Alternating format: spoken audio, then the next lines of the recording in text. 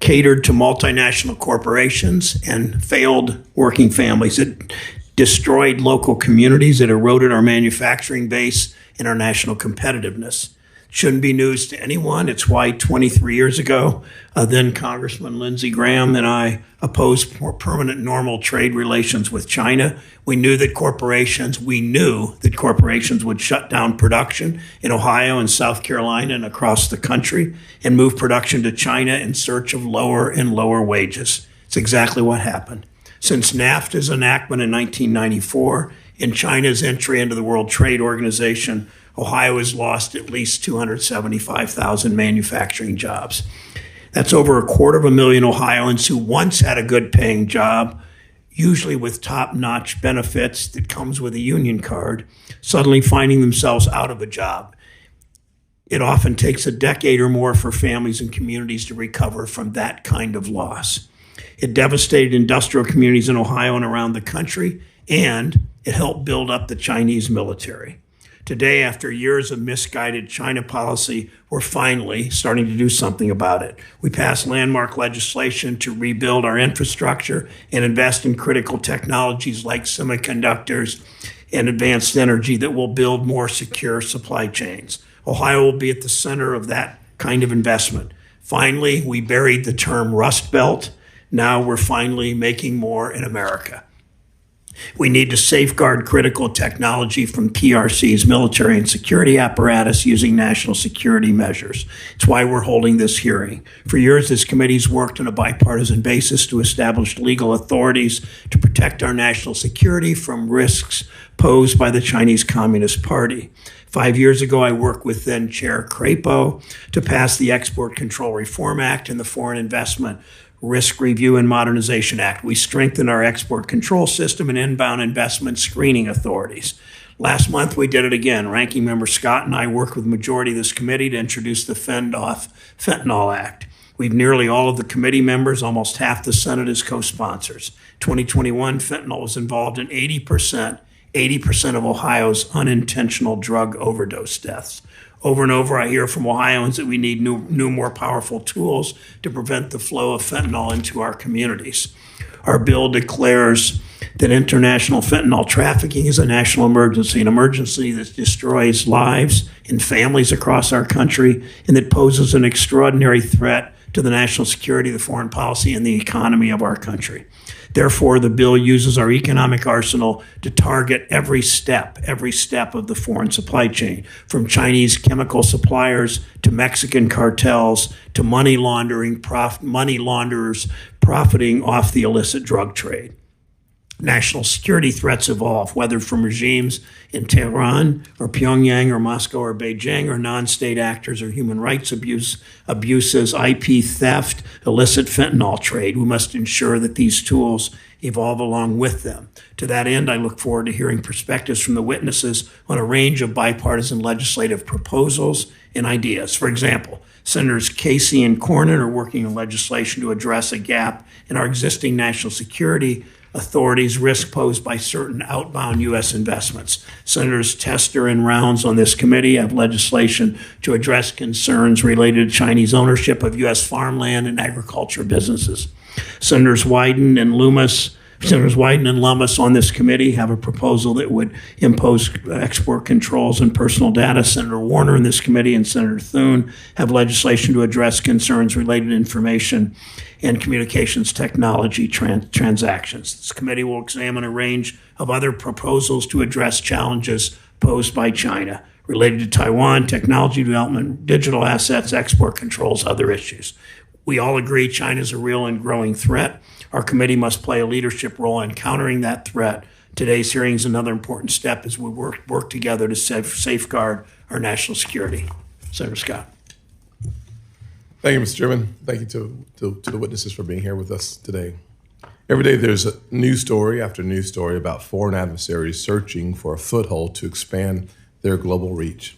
Whether it's China brokering so-called peace deals to Russia, continued invasion of Ukraine, or Chinese precursors sent to Mexico to fuel cartels' deadly fentanyl trade, America needs to have strong leadership.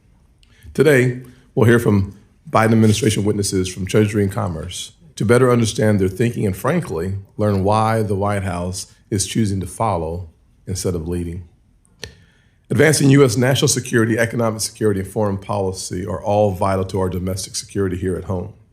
As I've said before, you can't secure your house with the doors wide open. In our ever-connected and ever-evolving world, the United States and our vibrant economy are continuously impacted by other countries.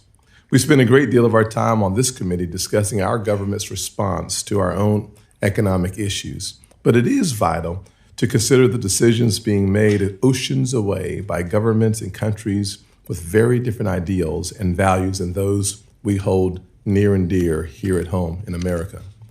China is at the top of that list. For years, China has grown in force and strength, persistently engaging in coerced economic policies to further its interests and undermine those of the United States and our allies. To try and gain a leg up on America and our allies, China has resorted to intellectual property theft, unfair trade practices, and other harmful actions that ultimately challenge free markets and U.S. innovation.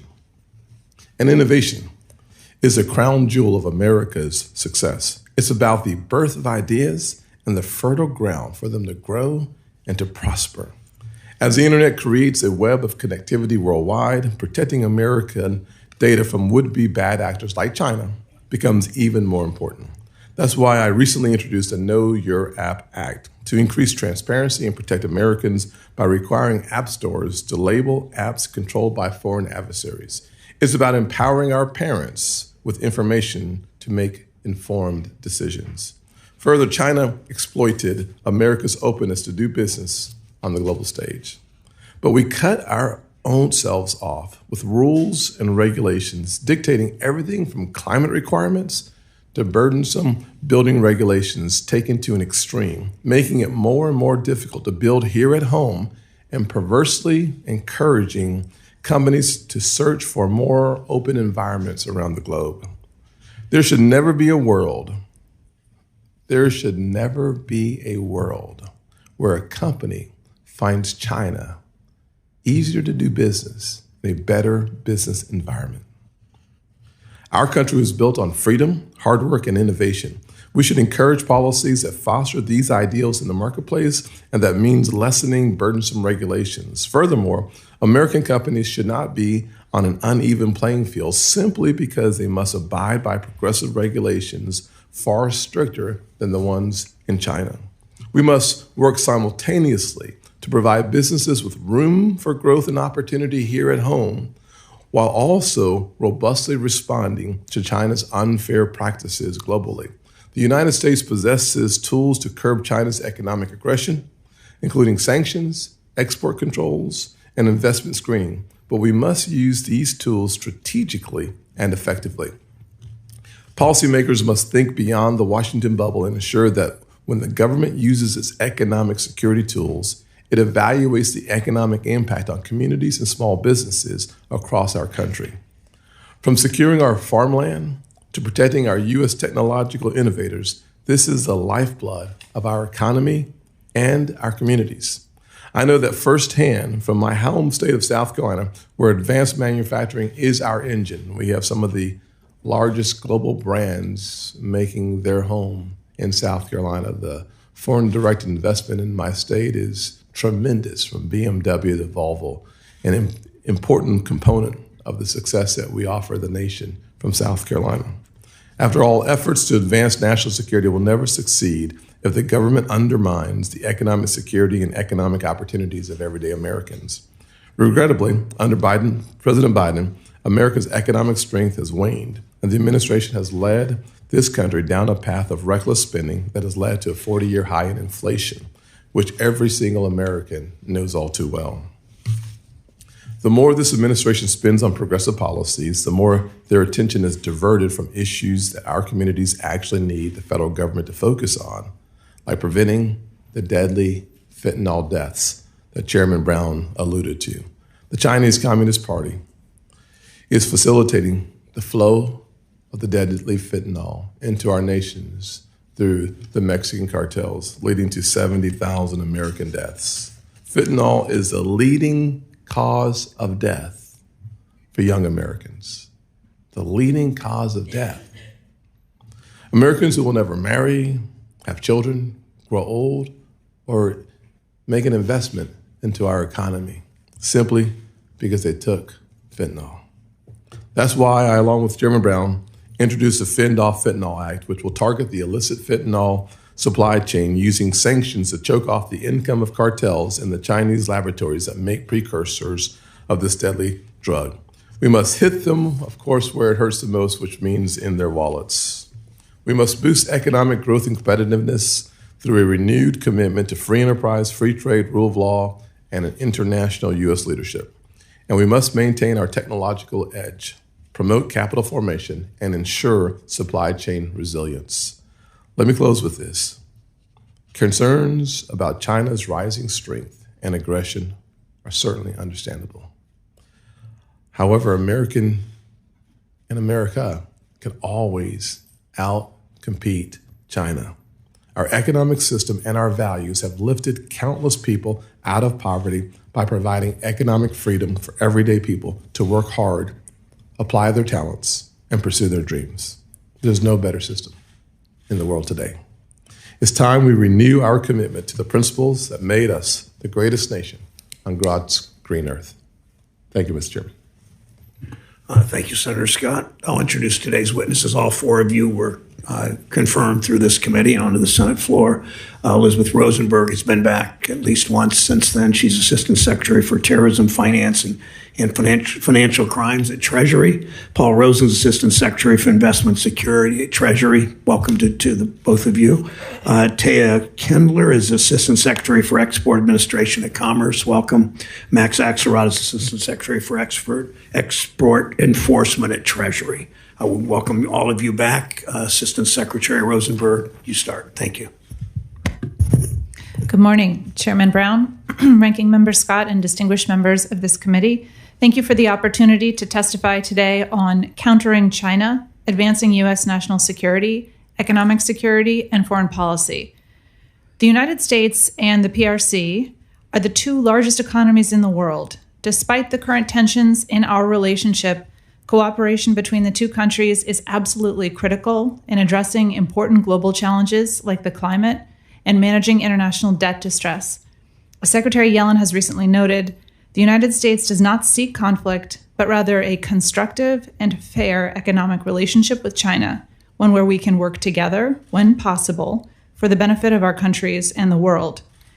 Our economic approach to China is guided by three objectives: securing the national security interests of the United States and our allies and partners, and promoting respect for human rights; seeking an economic relationship with China that fosters growth and innovation in both countries through healthy competition, and cooperating on the urgent global challenges of the day. As I have responsibility for coordinating Treasury policies to address, expose, and target national security threats, I'll briefly address security challenges related to the PRC and the tools at Treasury's disposal to address them. I've provided more details on these challenges in my written statement. The first of our national security concerns related to the PRC is its challenge to global norms that have maintained peace and had a part in enabling the PRC's economic growth. This includes acts of economic coercion, economic espionage, transnational crime, and human rights abuse.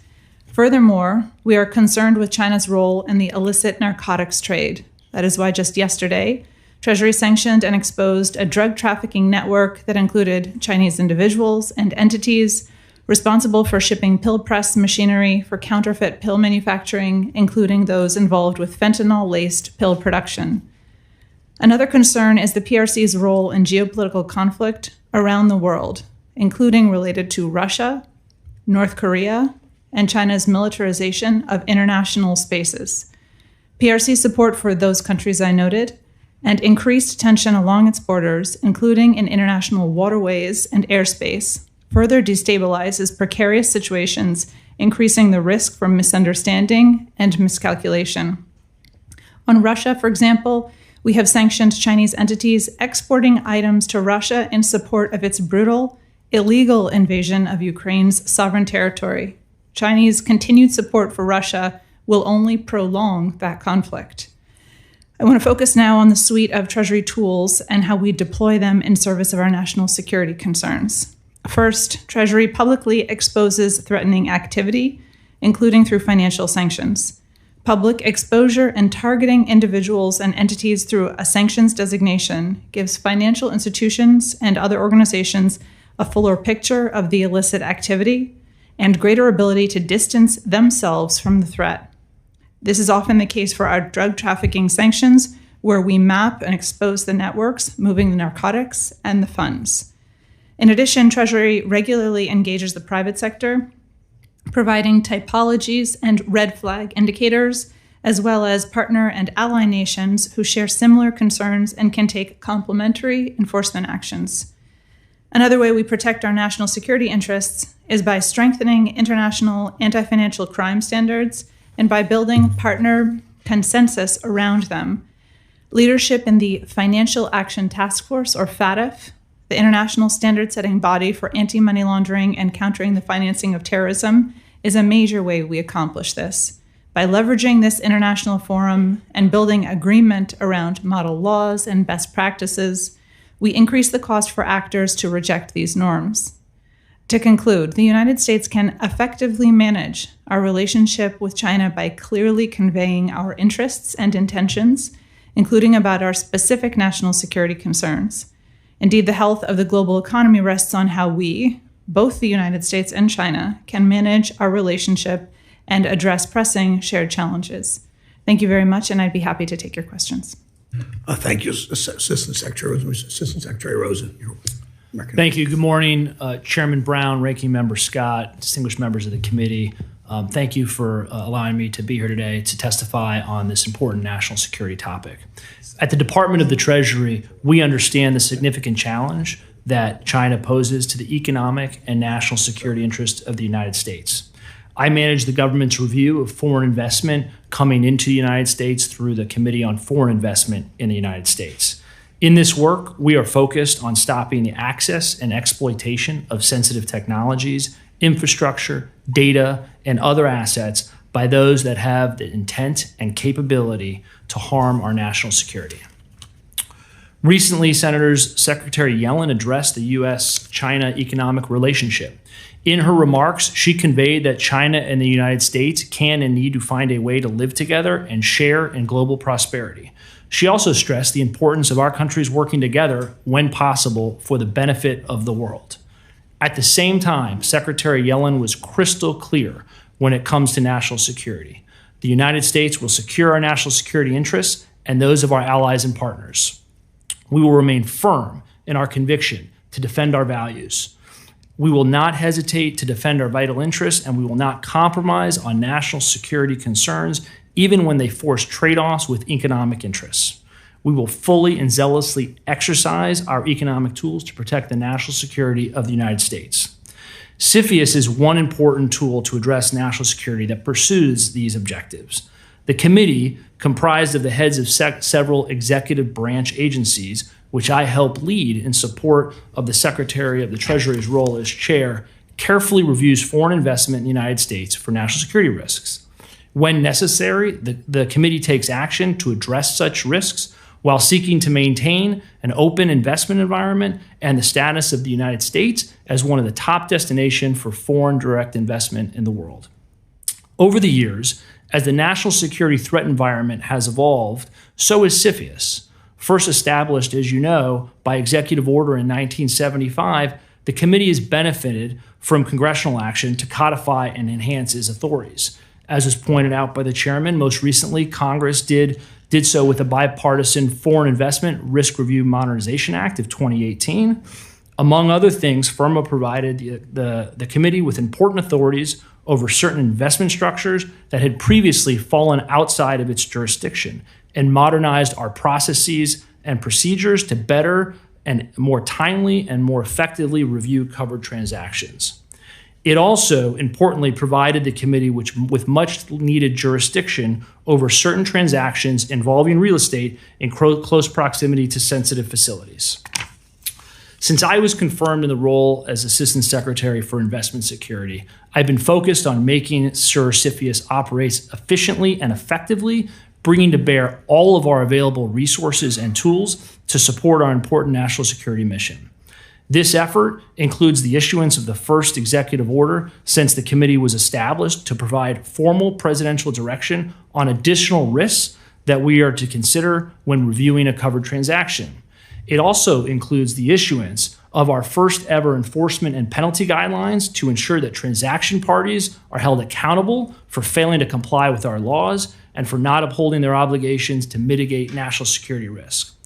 While Congress rightly put in place strict confidentiality requirements for information filed with CFIUS, we have and will continue to take enforcement actions in particular matters to protect our national security.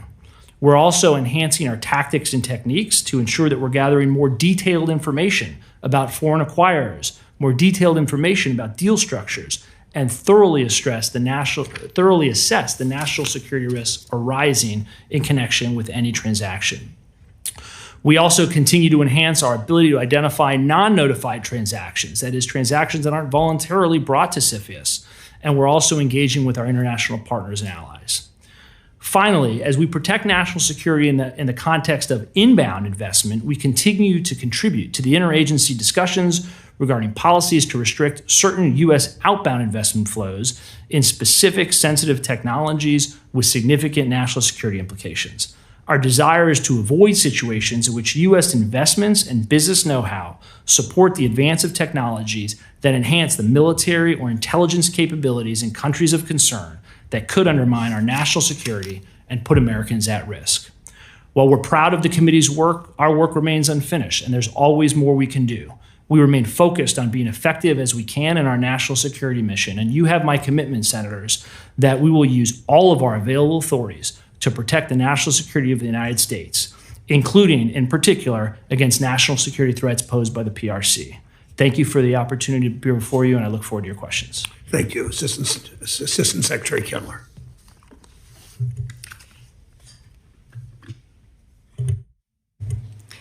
Thank you, Chairman Brown, Ranking Member Scott, distinguished members of the committee. Thank you for inviting me to testify today about the Commerce Department, Bureau of Industry and Security's ongoing efforts to counter China's military modernization and human rights abuses. In the past year, BIS and our dual-use export control tools have stepped into the spotlight. In February 2022, we cut off Russian access to technology it needs to wage its brutal war against Ukraine.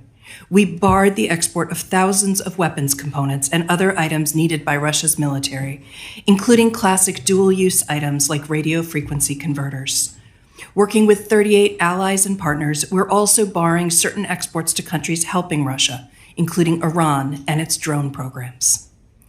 With the advanced computing rule we released in October of last year, BIS has hammered China's ability to use artificial intelligence and supercomputing power to develop its military. We are restricting exports of leading-edge semiconductors and also of semiconductor manufacturing equipment and related activities by U.S. persons. Even foreign-made chips produced with certain U.S. technology or tooling are restricted. China has tried to characterize our actions as meant to restrain its economic growth. Let me be clear. Advanced semiconductors are key to developing advanced weapons.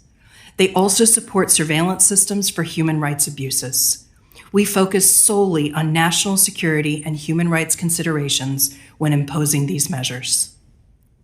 It bears noting that when we impose controls involving products made overseas, we work closely with other manufacturing countries.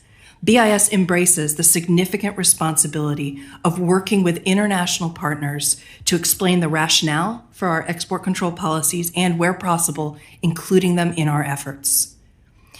In addition to technology-specific controls, BIS has restricted exports to organizations acting against U.S. national security and foreign policy interests by adding them to our entity list. Of the nearly 700 PRC parties on the BIS entity list, over 200 have been added during this administration. Since implementing these restrictions, we have seen the increasing impact of our controls, including through desperate efforts by Russia and China to obtain the items we have cut off. This shows that our controls are working.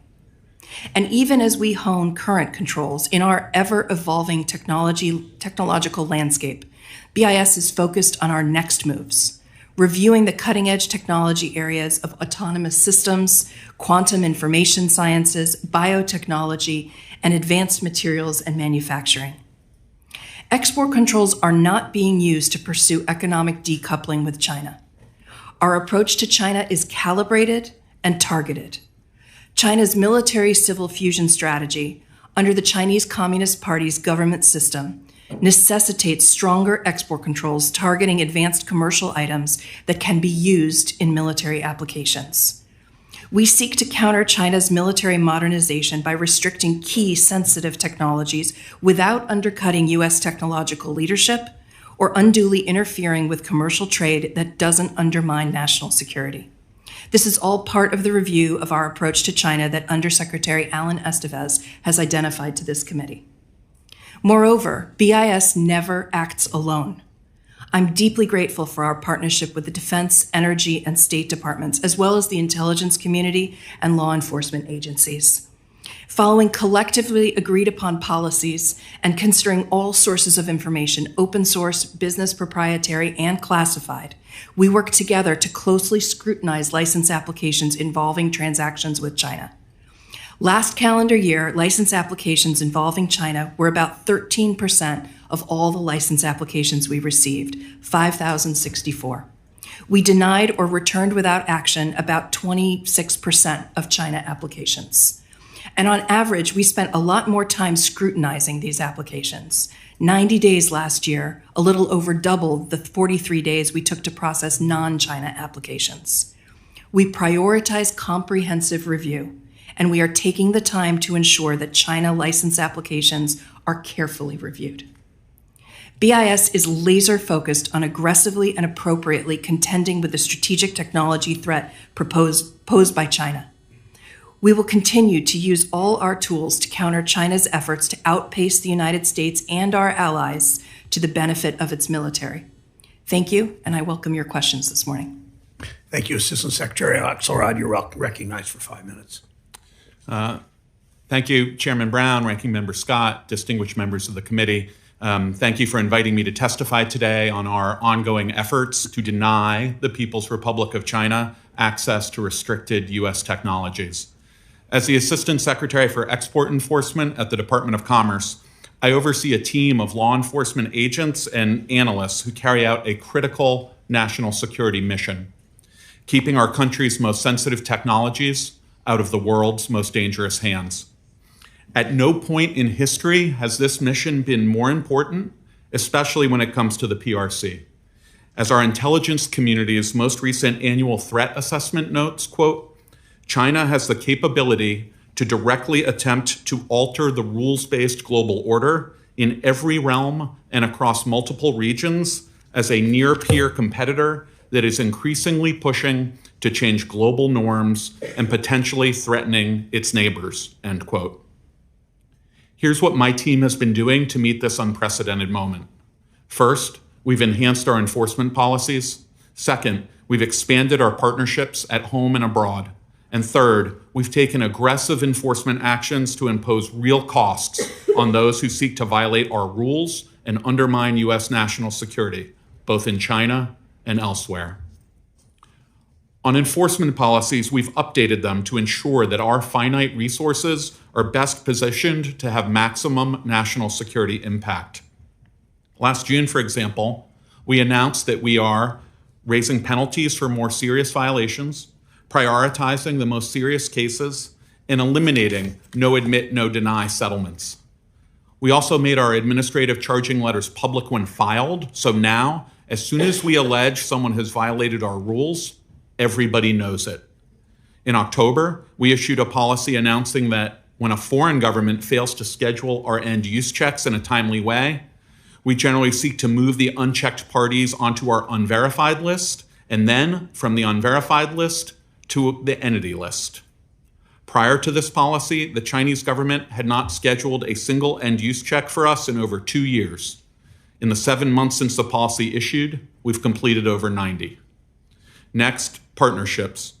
Given the scope of the threat we face in protecting U.S. technology from misappropriation by the PRC government and others, we know we must amplify our efforts through robust partnerships. It's why we join with the Department of Justice, the FBI, and Homeland Security Investigations to form the Disruptive Technology Strike Force, which works to protect advanced U.S. technologies from being illicitly acquired by nation-state actors such as China, Russia, and Iran. We also have developed close partnerships with industry, academia through our academic outreach initiative, the intelligence community, and Treasury components like OFAC and FinCEN. In the past year, we've put out multiple joint alerts and advisories with these partners designed to educate industry and academia on how best to comply with our rules and detect violations of them. We also partner closely with our international counterparts, bilaterally, multilaterally, and through our end-use check program. We're working with the G7, the EU, and our Five Eyes allies to create an enforcement coordination mechanism that will help us work more closely together to combat export control evasion. And finally, our enforcement actions. Just 2 weeks ago, alongside DOJ, FBI, and HSI, we announced the first wave of strike force actions, including charges in 5 different cases across the country, 3 of which touch the PRC. In 2 California cases, the defendants are charged with stealing sensitive American technology and shipping it to restricted Chinese entities. In a 3rd case, from Manhattan, the defendant is alleged to have used a sanctioned Chinese entity as a front company to aid Iranian ballistic missile procurement. And last month, we announced a $300 million penalty against Seagate Technology for selling millions of hard disk drives to Huawei, even after Seagate's only 2 competitors had stopped selling due to our foreign direct product rule. It's the largest standalone administrative penalty in our history, and it sends a clear message about the need for companies to comply with our rules and about the power of our administrative enforcement tools when they don't. In conclusion, as Beijing seeks to spread its technology-driven authoritarianism the world over, our export enforcement team remains hyper-focused on preventing the PRC from illegally obtaining sensitive U.S. items. Thank you again for the opportunity to testify today about our work, and I look forward to your questions. Thank you. Secretary Rosen, can you describe the gap in existing authorities and the national security risks that an outbound investment mechanism would address? Thank you, Chairman Brown, for that question. I appreciate the Senate's and Senator Cornyn and Casey's leadership and other members on this important topic. What the administration is looking to do here and actively assessing is establishing a program that gets at U.S. investment money and the know-how and expertise that goes with that money into sectors of concern in countries of concern in a narrow and targeted way that gets at the investments that would develop the technologies that would be used from a military or intelligence way against the United States. We currently assess that looking at our existing tools, including those at the table, including export controls, which go after items, for example, and covered in critical technologies, or my colleague here talking about sanctions and targeting individuals or entities, and of course CFIUS, which monitors inbound investment. We currently assess we don't have an effective tool to target the money and sophistication with know-how that goes into these sensitive and most critical technologies into countries of concern. What happens if we don't address this? I think we risk leaving a gap in terms of some of our national security concerns and addressing some of the issues that I laid out, Senator. Thank you. Secretary Rosenberg, last month, Ranking Member Scott and I introduced, as he said and as I said in our opening statements, the Fentanyl Act. Oversight hearing in the House, Brian Nelson, the Undersecretary for Terrorism and Financial Intelligence, spoke about his trip to the Mexican border and Treasury efforts at addressing the fentanyl crisis by targeting Chinese suppliers, Mexican cartels, and money launderers profiting from the illicit drug trade. Secretary Rosenberg, yes or no, do you agree with the Undersecretary about the nature of the threat and the targets to address the fentanyl crisis? Mr. Chair, thank you for the question. I certainly agree about the nature of the threat and those particular targets. This is a challenging issue on which we have the opportunity to work using our existing authorities. And regarding the legislation that you had noted previously, co-sponsored by yourself and a number of others, it's another opportunity for us to work closely with you for under additional authorities to get after this problem. I assume that means you'll commit to helping us work to make this become law. Certainly, Senator. I'd be very happy to work with you and your colleagues on bringing this to fruition and to using its authorities. Secretaries Kendler and Axelrod, last year, a significant increase in funding through Ukraine's supplemental bills enabled BIS to take aggressive action to respond to Russia's war against Ukraine and to expand our engagement with U.S. allies on export controls. As important as export controls are to countering Russia's aggression, they're increasingly viewed as a critical element in China-U.S. policy, specifically ensuring that American innovation does not wind up in the wrong hands. Would you, starting with you, Secretary Kendler, describe how BIS used the funding it received through supplemental appropriations and what additional investments are necessary for BIS to address risks posed by China? Thank you, Senator. We used the Ukraine supplemental funding, which was very valuable to us, to ramp up license review involving Russia, to review technologies that Russia was trying to obtain that it needed for its military machine, to step up data analysis of trends in procurement and transshipment, and for international cooperation and education on the Russia threat and Russia's procurement practices, and how we could address those through the 38 plus members now of the Global Export Control Coalition, designed to restrict Russia's military capability. I do support the President's fiscal year 24 budget proposal.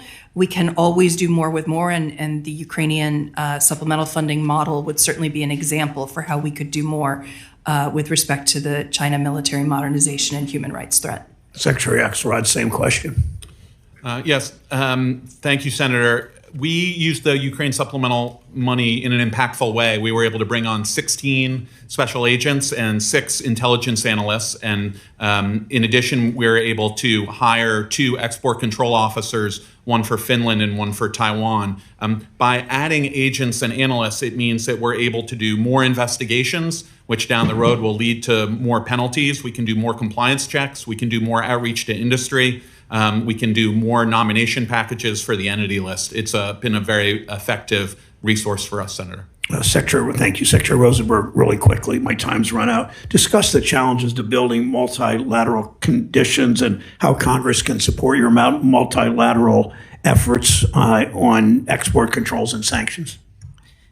The multilateralism of the use of our tools is essential for their utility. We've learned that over the past year and a quarter that we have been seeking to respond to Russia's brutal war. We engage directly at a high level in order to build those coalitions. As Assistant Secretary Kendler mentioned, there's formal bodies, groupings of bodies to develop and find commonality in the approaches that we take. We use our attaché program. We offer and receive technical guidance to align our various authorities. And of course, we issue designations wherever possible, sanctions designations, in coordination with our foreign partners. Thank you, Senator Scott. Thank you, Mr. Chairman. Secretary Rosenberg, I've noted with some interest the executive branch has surged its economic statecraft tools to hold Russia accountable for its unjust war in Ukraine. The last few months, we've sanctioned hundreds, if not thousands, of Russian entities responsible for perpetuating the war in Ukraine. Not only were we able to identify these obscure targets, but we were also able to coordinate these actions, as you just talked about, a multilateral approach with our international partners in Europe. This, to me, seems like a testament to U.S. government and the dominance that we can provide to the marketplace when we focus our attention on said target. The NIH reported that in 2021, we saw more than 70,000 Americans lose their lives to fentanyl. So my question is, as we think about the weight, I did an interview this morning and talked about the individual loss of life. But we think so often about the 70,000 people who've lost their lives to fentanyl. And sometimes the number itself is so overwhelming that we forget to personalize it. And I think about my friend in Charleston, South Carolina, Dr. Alan Shaw, whose son, Alan Shaw II, 27 years old, lost his life to fentanyl just 2 months ago.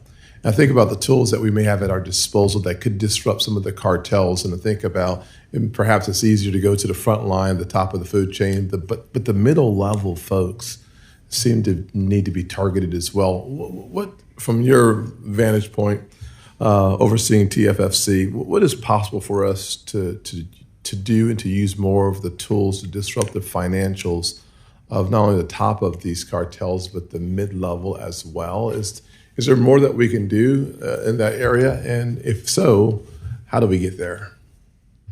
Thank you, Senator, for the question.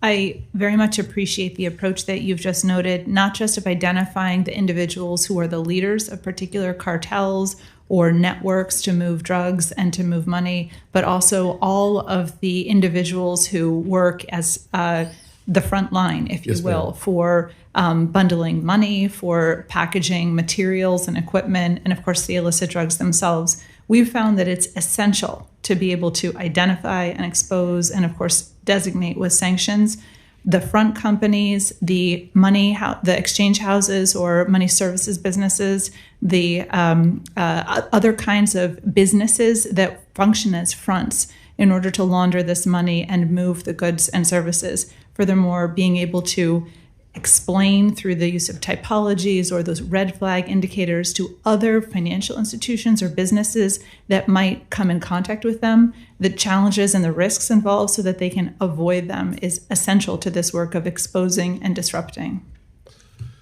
So just to put a fine point on it, I heard what you said. I didn't fully hear an answer to my question, however. What else can we do from your perspective to use the tools that we have at our disposal to disrupt the flow of cash to these cartels? Is there more that we can do from your perspective? Certainly, I think we have started targeting some of the heads, and certainly think about the fact that we have 45 co-sponsors to my legislation on fentanyl. To get Democrats and Republicans, 22 on each side, to do something together is like Peter walking on the water these days, right? It's almost a miracle. So the question is more legislation like that helpful, harmful? Do you need more tools? What say you? I appreciate the question. In addition to what I noted, there's something else I want to mention here as far as what we can do additionally. Yes. And that is two things. One is to expand our relationships with foreign partners, specifically Mexico, which is something that was featured in the sanctions designation yesterday. It called out our partnership with Mexican law enforcement officials, which is a way that we can do an even better and more thorough job of getting at money movements and drug movements that traverse several different countries, which is so often the case when we have Chinese precursor chemicals moving through Mexico into the United States. One thing that's very significant and that I warmly welcome from the legislation for which you are a co-sponsor is the expansion of the statute of limitations on enforcement against IEPA crimes to 8 years from 5. Respectfully, I would request that this be expanded even further to 10 years, which would allow us additional significant benefit in compliance and deterrence. Great. Legislation that I'm sponsoring. That's good to hear. And if I get another round, I know I'm out of time. If I can get to a quick question for you, Secretary Rosen. One of the things I've spent some time on is trying to figure out how to disconnect TikTok from having surveillance opportunities of our kids. And one of the ways that we try to do that is in legislation that we've worked on called Know Your App Act, which is a forward-looking solution to ensure Americans are empowered to decide for themselves how to best protect their data and their security. From your viewpoint as Assistant Secretary for Investment Security, do you think providing users with the country of origin on their application is a useful consumer protection measure? Thank you for that question, Senator, and I certainly share the concern emanating in the legislation. More information on these topics for parents and also just general transparency is very important, particularly when you're talking about countries of concern and particularly when you're talking about countries of concern with laws on the books that see no line between being able to access and manipulate that data. So I'm certainly willing to work with you on that and understand those issues. And my last point, not a question, but I'll have a question for the record on CFIUS and how we can look back and track the progress that's been made over the last couple of years and or the impediments to progress from your perspective as it relates to using that very important tool to perhaps put a target on the backs of folks that we think we need to. Thank you. Senator Reed of Rhode Island is recognized. Thank you very much, Mr. Chairman, and thank the panel for excellent testimony. Private markets are notoriously opaque. Unlike other financial institutions, private equity funds and hedge funds are exempt from requirements to maintain money laundering programs, anti-money laundering programs, verify the identities of their customers, and report suspicious transactions to the government, which I think is a huge oversight. Secretary Rosen, has Treasury observed individuals and companies with ties to the Chinese Communist Party investing in U.S.-managed hedge funds and private equity funds? Thank you, Senator, for the question. I'll be happy to begin. This is a concern for us. It's a national security concern when we're thinking about, if you will, vulnerabilities in our AML system that may result from inadequate regulatory treatment for certain areas. What you've just noted here with respect to regulatory treatment for areas of investment advisors, for example, private money, that's an area we've been looking at quite carefully. We've seen Russian oligarchs, unfortunately, exploiting this, as well as other fund managers launder millions of dollars through our system in this way. I'm also quite concerned about it when it comes to Chinese money moving into the United States, including that may influence our investment security that my colleague has responsibility for. We'd be very happy to work with you, appreciating the leadership of Congress on this issue, where I know that there's significant concern. Secretary Rosen. Thank you, Senator, for that question. From a CFIUS perspective, it's a critical issue and goes to sort of issues of ultimate beneficial ownership and participation in these funds. And one of the things that we are redoubling our efforts on is to look behind the investors, really digging in, not just looking at general partners, but who are the limited partners? What is the information about the limited partners? How much information do they get? And so when it comes to these kinds of investment funds, really doing the diligence to not just look at the deal structure, but who's behind it, and not being satisfied with just a shell company, understanding who is actually doing the investment. But they have no legal obligation to tell you. They can't get through CFIUS unless they don't tell us. And so while we don't have the regulatory framework that requires these specificities, if they want to get through the CFIUS review process, they're generally highly motivated to give us that information. Let me put this in perspective. From 2021, 2021 and 22, over $2 trillion of Chinese investments were placed in private funds. That's a lot of money, and it's going to a lot of places. Secretary Rosenberg, are you aware of any investment in national defense companies, our major clients of the Department of Defense?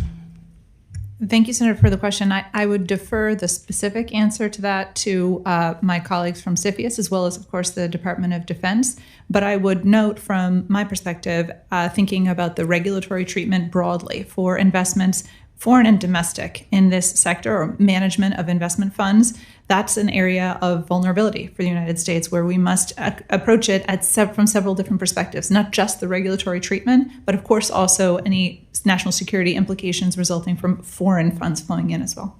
Well, I think there are profound national security implications. I do national security work on the Armed Services Committee. Let me ask you a question. In 2015, the Treasury proposed a rule to impose AML requirements on private equity funds and hedge funds. And I've called for the department to finalize the rule, including a letter I sent in March of 2022, more than a year ago. So why haven't you finalized this rule, since this poses I think, a potential and maybe actual serious threat to the national security of the United States? Thank you, Senator. I want to agree with and affirm your national security concern that you've identified just now and in that letter to begin with. This is an area that I'm quite concerned about and that I have asked my team to look at broadly, gathering further up-to-date information, which we have done in the form of the money laundering threat assessment for the United States, and where we are seeking to direct resources now in order to find appropriate regulatory treatment at this time, bearing in mind that 2015, much has changed in this sector as well since that time. Well, knowing where they're getting their money from, knowing where it's going, has a profound effect, given the $2 trillion in 3 years that's flowing in from China on our national security. I'm concerned from a national security standpoint. we're no offense, old saying, we're shooting ourselves in the foot. In fact, both feet. Thank you. Thanks, Senator Reid. Senator Kennedy from Louisiana is recognized. Thank you, Mr. Chairman. Secretary Rosamond Kindler. Madam Secretary, we're talking about restricting the American private sector from making investments in foreign countries in the interest of national security. Are we not? Senator, I think you're asking about outbound investment restrictions. Is that right? Yes. Yes, that is the nature of And sometimes that may be necessary. Am I correct? I think that's correct, yes. Okay. My question is the Biden administration doing the same thing for the foreign aid that it gives to foreign countries? For example, the Biden administration is giving over $1 billion in foreign aid to South Africa, is it not? Senator, I'm sorry, I'd have to defer that to a different department. It does not. Are we reviewing that as to whether it's in the interest of national security? I'm sorry, Senator, that we look at technology transfers, and we are reviewing those carefully to determine. Yeah, but if we give them the money, they could use it to buy technology, correct?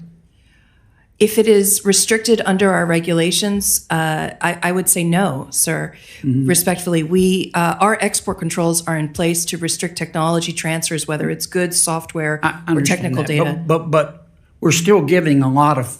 The Biden administration is still giving a lot of foreign aid. And what I'm asking is it reviewing that foreign aid with the same national security standards that you're proposing to restrict the private sector? I'm sorry, Senator, I'm simply not in a position to answer that, but I'd be happy to take it back and continue working with you on that. The Biden administration is still giving money to the Wuhan lab, is it not? I'm sorry, Senator. I focus on technology transfers. I'm not familiar. Do you know if we're reviewing that money in the interest of national security? I do not. I'm sorry. Okay, could you get me an answer for that one? Yes, we will find the right people to get to you. Okay. Secretary Rosenberg, in your opening comments, you said it's important that we maintain a relationship with China so we can work together on I believe you said, climate change and debt relief. I thought you might have also said to contain the threat of nuclear warfare, but that's just me. I want to ask you about the debt relief. Many foreign countries owe debt that they can't pay back. Do they not? Yes, Senator, that's true. And if I may, with respect to nuclear proliferation and its Yes, risks, ma'am, but I don't want to get off on nuclear proliferation because I'm going to run out of time.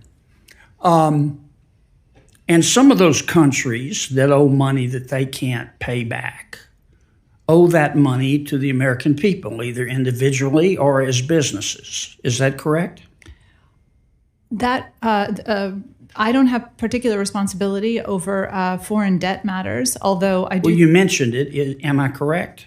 I did mention it, and I do believe you are correct. While I don't have specifics at my disposal. I understand. And the Biden administration is leaning on these Americans to whom these foreign countries owe money to forgive that money. Is it not? Senator, I would be happy to follow up with you further on that, if I may, with respect to Chinese debt dependency. If you could just answer my question first. The Biden administration is leaning on American individuals and businesses to forgive debt to foreign countries. Is it not? I would have to follow up with you with further information, which is I do it not? I unfortunately do not have an answer to that question at this time. You know the answer. You mentioned it in your opening remarks. It is. Unfortunately, Senator, I don't have an answer. You know what the Paris Club is? Senator, this is not my area of responsibility. Do you know what the Paris Club is? Yes, Senator. Well, the Biden administration is leaning on American businesses and individuals to forgive debt that foreign countries owe them, but China's refusing. Is it not? Senator, I would be very happy to follow up with you. You don't want to talk about that? Unfortunately, this is not my area of specific expertise. Yes, ma'am, but you're a smart person, and you mentioned it. I have a feeling you know about it. Unfortunately, I'm not in a position to offer specific information at this time. You won't or you can't? I do not have at my disposal details of that you're looking for right now, though I would be very happy to follow up. But am I right colleagues. that the Biden administration is leaning on the American people to forgive debt that foreign countries owe them while allowing China to skate? Senator, I believe I understand your question and the significance of it. Nevertheless, I'm not in a position to answer it with specificity at this time. You won't or you can't? I am not able to answer with specifics on this question, but I would be more than happy to follow up with you with my colleagues. In private? Certainly, I'm sure that can be. Don't you think the public needs to know this as well? I appreciate the point, and I wouldn't dispute that either. Unfortunately, I'm not able to offer you answers to those questions. Okay. Would you check on the Wuhan lab for me too? I will. Kennedy, you can make her answer as public as you would like. Once she answers you, or someone at Treasury answers you, Senator Menendez from New Jersey is recognized. Thank you, Mr. Chairman. At a time of increasing challenges from adversaries seeking to threaten the international order, from my perch as chairman of the Senate Foreign Relations Committee, I'm increasingly of the view that the United States has to lead the creation of an economic alliance among like-minded countries that can provide a framework for cooperative action in response to military aggression, violations of sovereignty, economic coercion, and retaliation by adversaries.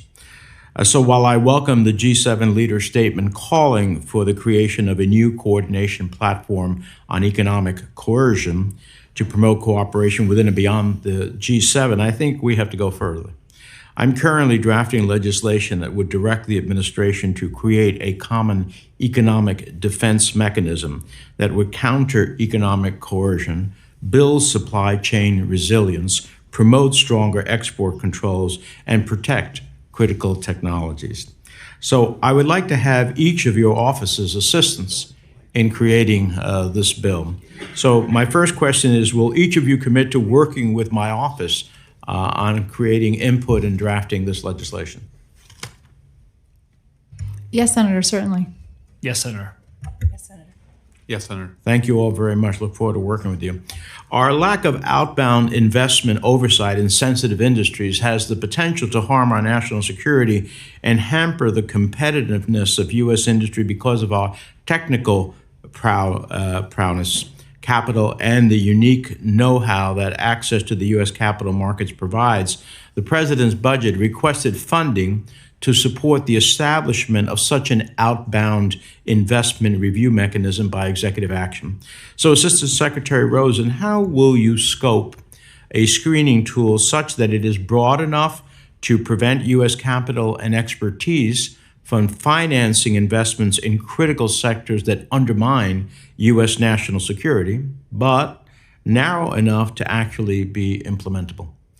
Senator, thank you for the question, and I think she sort of hit the nail on the head, which is we are working to craft a narrow and focused program on national security, but that achieves these core objectives. And what we are thinking, currently working towards, is a program that restricts the flow of U.S. investment dollars that comes with know-how and expertise into certain and specific sectors and subsectors of concern, such as advanced semiconductors, artificial intelligence, and quantum computing, that can be used by countries of concern, in this case, particularly the PRC, for the benefit of their military, intelligence capabilities, and mass surveillance. And so we are focused on being narrow and tailored. Mm-hmm. And we're also focused in a program that is understandable by the public and the business community and administrable. What steps are you taking to bring other major capital markets on board so that our allies and partners are prepared to take similar steps? Another excellent point, we've been engaged in a robust dialogue with our allies and partners. You've seen some of the outputs of this from the G7 statement by the President of the European Commission as well. Under Secretary Yellen's leadership, we have been engaged in a robust dialogue, not just to sort of share what we are thinking, but also to help share what our national security concerns are so that other countries can assess whether something similar is in their best interest, because we believe when you go multilaterally, it's always more effective. All right. I appreciate that. I look forward to seeing the work. I commend the administration for the unprecedented range of sanctions it has imposed on Russian actors in response to the invasion of Ukraine.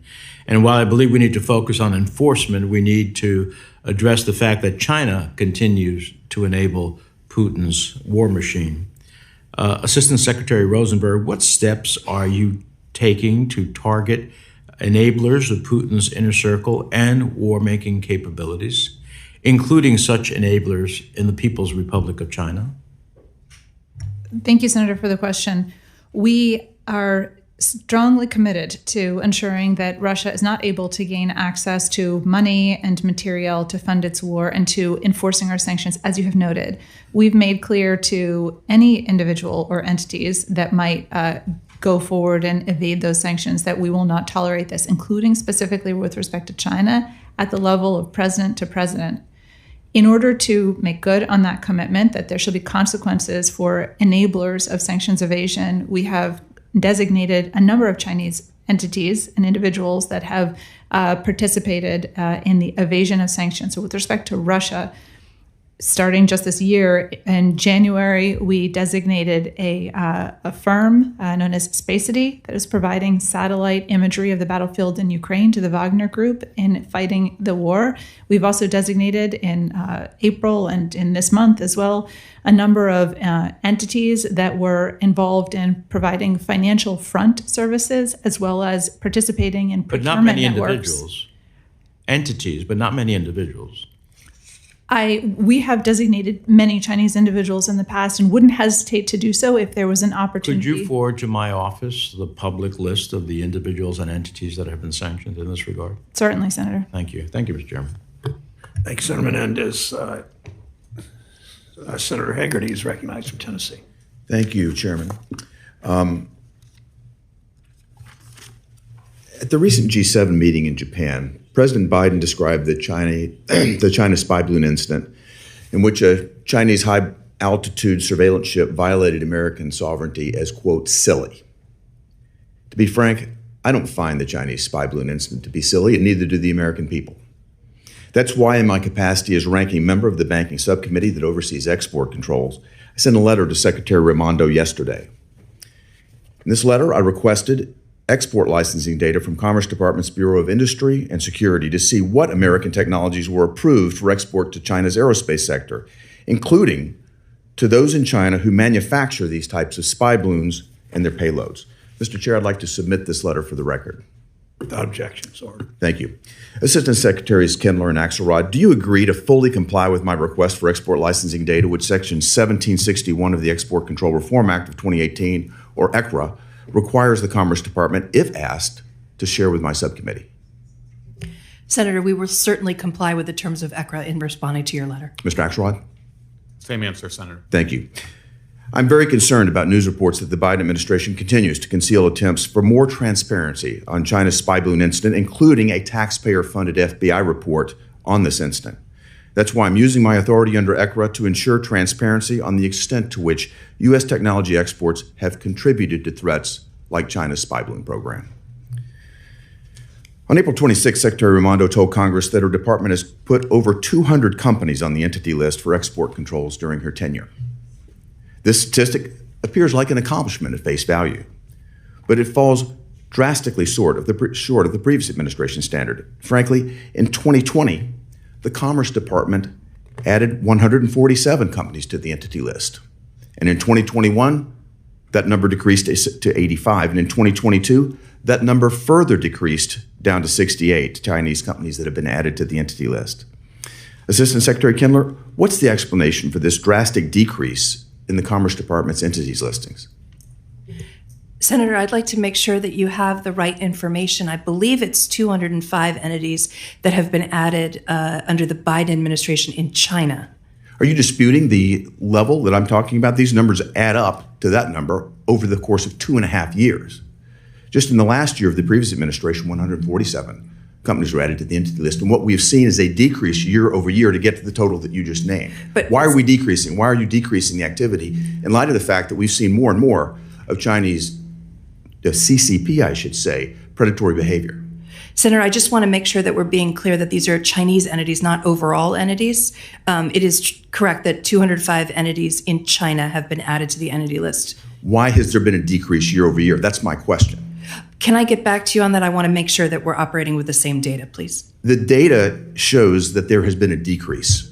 And I want to understand the trend and what's underlying the trend.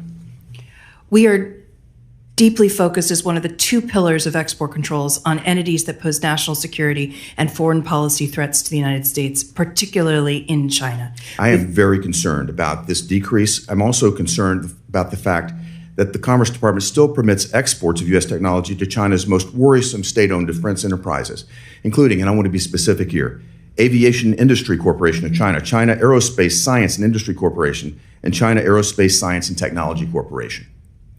Let's turn to another issue that very much concerns me. That's Huawei. When I served as U.S. Ambassador to Japan, I worked very closely with the kitchen cabinet of Japanese government leaders, Japanese business leaders, to understand the threat of Huawei and what they could do in the 5G arena. I took my analysis back to Washington. I met with the president. We put a lot of pressure on the situation and persuaded this government to take action against Huawei and 5G. I did the same with the government of Japan to get Huawei out of 5G. I want to talk with you now about this issue, which clearly is of deep importance to me. I was very upset and disturbed to see an article in Reuters on May 11th that cited internal emails indicating that State Department delayed significant U.S. measures against China after the spy balloon incident, including far-reaching export controls on Huawei. This is in May of this year. So Assistant Secretaries Kendler, Rosen, have the Commerce Department's Bureau of Industry and Security prepared a draft rule to revoke export control licenses related to Huawei? Senator, we do not have a draft rule in place at this time. However, we are looking very closely at this rule. Tell me, have you received any guidance from within the Commerce Department or from anywhere in the interagency to back off and not do this? Senator, we are working closely and we are under deep analysis of this issue. Huawei. I am very concerned to see this administration basically back off and kowtow just so they can obtain high-level meetings with officials in China. This makes no sense. We should be speaking from a position of strength, not weakness, and this backing off is absolutely unacceptable. Senator, we have not backed off this issue. Thank you, Senator Tester of Montana is recognized. Well, I want to thank you, Mr. Chairman, and the ranking member for having this hearing, and I want to thank all of you for testifying today. I appreciate your testimony. I will start with you, Mr. Rosen, and thank you for what you're saying. Thank you for what you do. Would you classify food security and national security as being equivalent? Food security and national security? Yes, Senator. Issues of food security, particularly when it comes to supply chain, are core national security issues. Thanks for that. In my real life, I'm a farmer. And interestingly enough, a couple of years ago, I started getting phone calls from folks who were buying up land in north central Montana. And then I did some farm bill listening sessions earlier this year, and it was an issue that came up in every one of the forums that I had. That resulted in myself teaming up with a number of members of this committee, Senator Rounds, to deal with American farmland, or should I say potential American farmland that would be bought up by China, Russia, Iran, or North Korea. So the first question I have for you is, right now, a covered transaction does not include farmland unless it's next to a designated military base. Is that correct? So there's two prongs to this analysis, Senator. You are correct that one of the prongs from a purely real estate purchase perspective is proximity, as Congress articulated. Just the other note is we have control jurisdiction too if the purchase involves the acquisition of a U.S. business.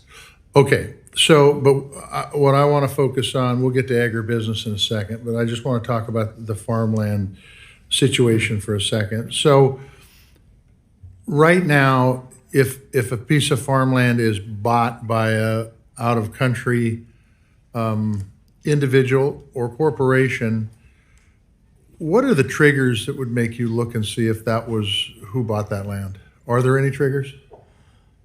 So if it fell within our jurisdiction under one of those prongs, we would look very closely at it. So if we were to pass this legislation, I think there's 30 bills out there to do this. This is just one of many.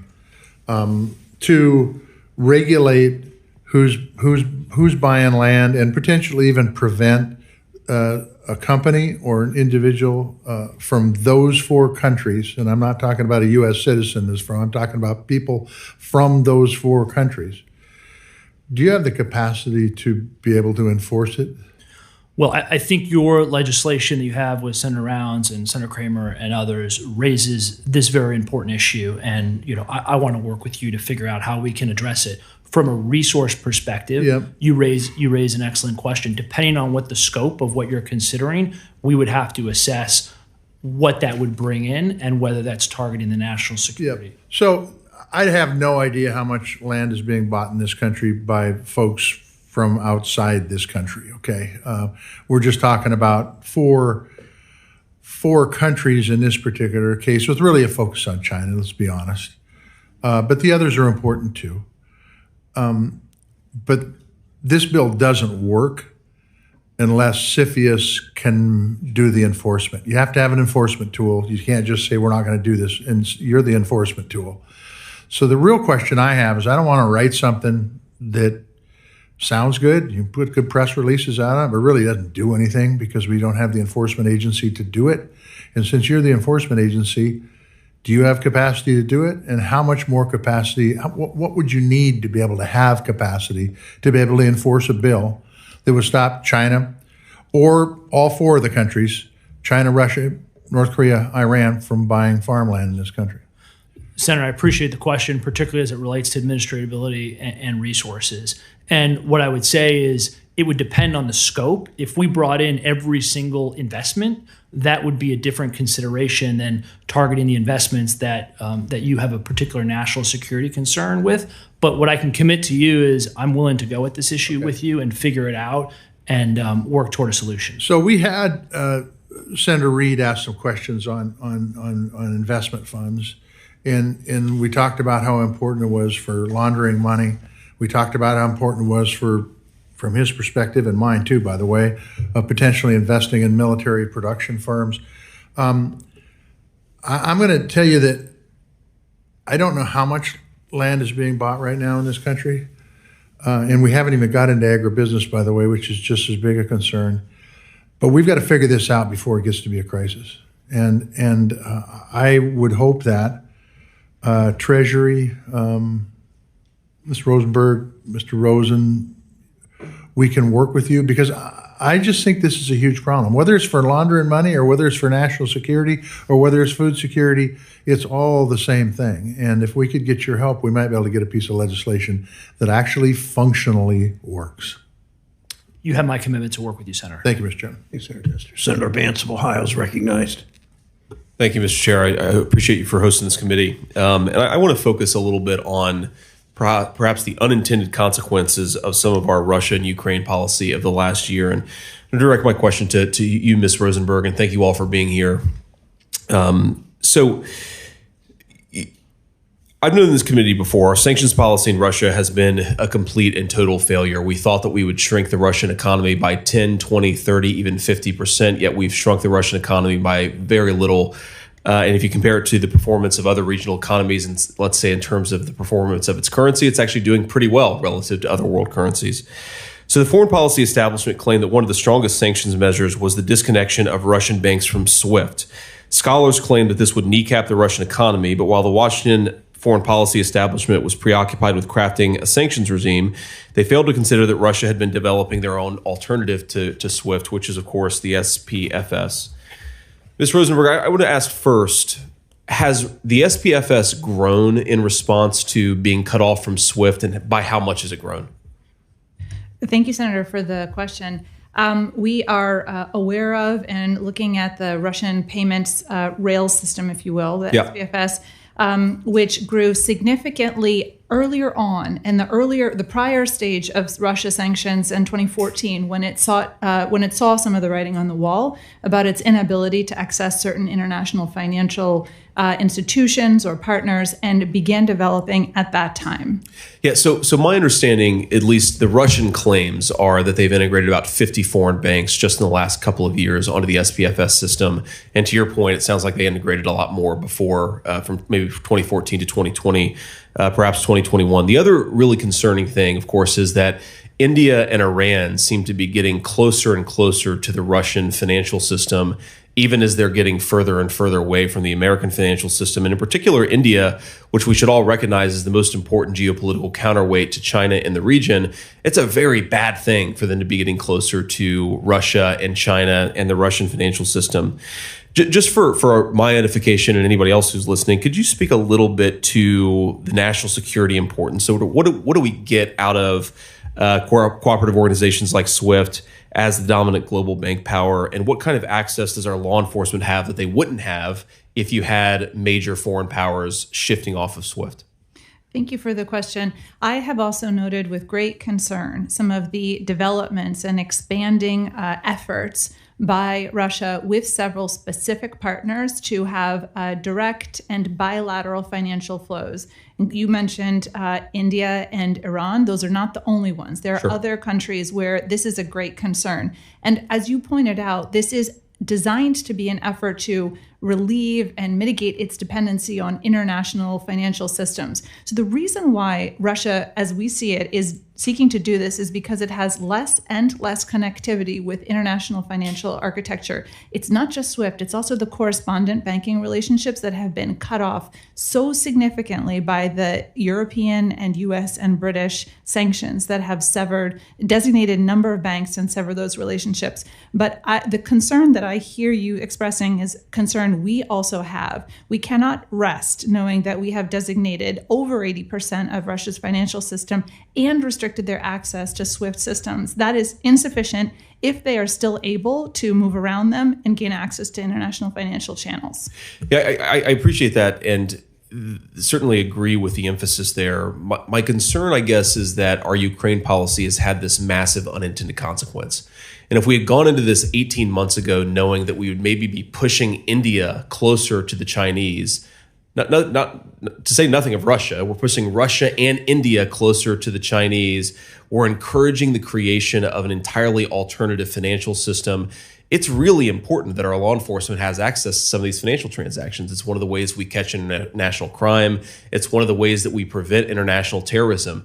If the consequence of our Ukraine policy is weakening that financial system and strengthening an alternative financial system, I think it's one of the many consequences for our country that our policymakers haven't fully incorporated, and frankly, that the American people are not fully aware of, because you don't see the effects of this stuff right away. We may be dealing with consequences for years or even decades to come. But I appreciate your work on this and appreciate your answer to the questions. Thank you, Ms. Rosenberg, and thanks to everybody else. I yield.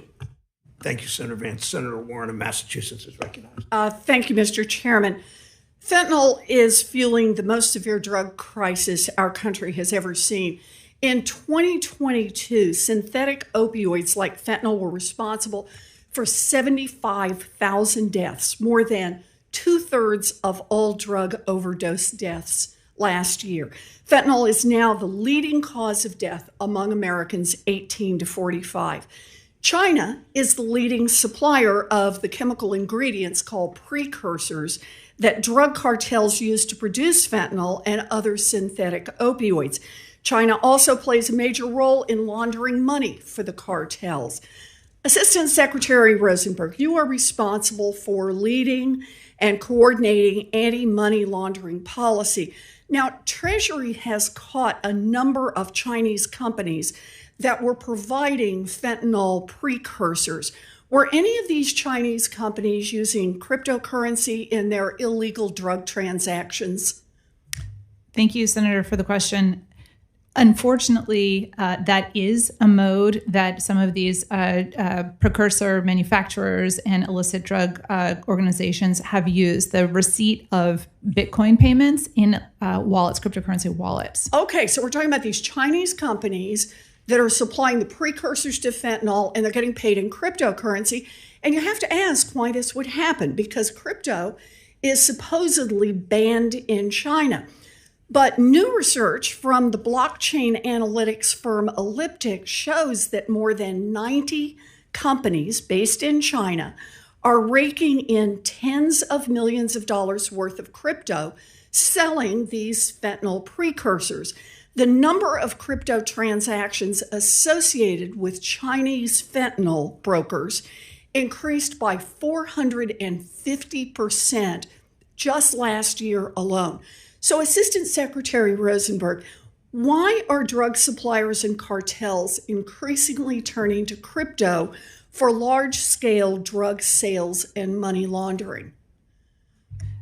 Thank you, Senator, for the question. The reason why they would find this appealing is the same reason that other financial criminals would find it appealing, which is to say there's an element of pseudonymity that they seek in using this kind of payment mechanism. Also, you're able to, unfortunately for these purposes, process a large value, financial value across lots the of border. Dollars worth of transactions. Of Bitcoin in this instance, right? A large amount of a high value of such currency across a national border. And if you can achieve a person-to-person transaction or a decentralized transaction, then you're avoiding the kind of scrutiny, know your customer, financial disclosure that you would get if you used a more traditional financial institution. So those anonymity-enhancing features are generally what financial criminals that you're noting here find attractive. Okay, so they're using crypto. This is their payment of choice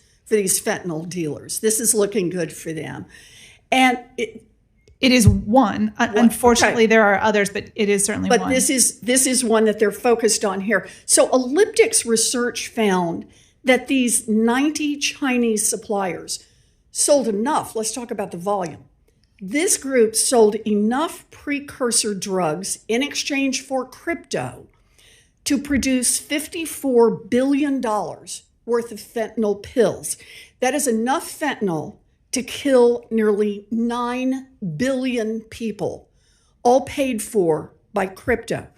When one of the companies was asked whether their Mexico-based customers paid in crypto, they replied that the cartels, and I'm going to quote, always use Tether or Bitcoin to pay. It is no problem. Now, the Office of National Drug Control Policy has identified crypto as, quote, central to the rise of drug sales in the United States. Senator Marshall and I believe that Congress has talked about fentanyl long enough. We propose to do something to fight back, and that is why we are reintroducing our Digital Asset Anti-Money Laundering Act, which closes loopholes in our anti-money laundering rules and cuts off drug suppliers and cartels from using crypto to fuel their illegal business. Assistant Secretary Rosenberg, will closing the holes in our anti-money laundering rules give regulators stronger tools to address crypto's use in the fentanyl trade and at least help cut off payments from drug cartels to Chinese drug suppliers? Yes, I'm certain that will help, and I hope that we will be able to encourage some of our foreign counterparts, other jurisdictions, to do the same, which would go a long way in helping as well. Thank you. Crypto is helping fund the fentanyl trade, and we have the power to shut that down. It's time. Thank you. Senator Brett from Alabama is recognized. Thank you, Mr. Chairman. Thank you to all of our witnesses for being here today. I am greatly concerned with the growing relationship between Iran and China. These two countries have long worked together, China purchasing Iranian oil and Iran buying Chinese goods. We've seen Chinese firms repeatedly caught in aiding Iran's missile production and different defenses. And we've also seen, as we've discussed here today, China laying the foundation both for technology and infrastructure with Huawei in order for Iran to be able to surveil and censor their own people. I saw and heard in Mr. Axelrod's testimony that we must have robust partnerships, which I could not agree more with. I think China understands that as well, which is why I am so concerned with regards to China's role in bringing Iran and Saudi Arabia together not too long ago. Assistant Secretary Rosenberg, despite intensified sanctions, Iran has continued to increase its oil exports, and China seems to be the largest beneficiary of that. What is the administration doing to stop Chinese purchase of Iranian oil and petroleum products? Thank you, Senator, for the question. I share this concern you're articulating about Iran being able to continue to sell petroleum and petrochemical or petroleum products. Indeed, China is a purchaser of great concern. And not just as a purchaser, but also facilitating trading activities, providing storage, so that broader supply chain. What we have been doing in response to this concern is getting out there to designate and clarify what is occurring that is of such great concern. So, for example, in a series of designations, different designation packages this year and last year, we went after dozens of Chinese recipients, also the providers of storage and of trading and brokering, not just Chinese individuals, by the way, also elsewhere in the region, including where that's part of a supply chain to China, in order to get after and expose purchases of petroleum and petroleum products. So let me ask you this. If ports or refineries are knowingly accepting shipments of oil from Iran, are they violating U.S. sanctions? Yes, our authorities say where there's a knowing purchase of a significant purchase. Yes. So that's a yes. So if so, have any Chinese ports or refineries actually been sanctioned?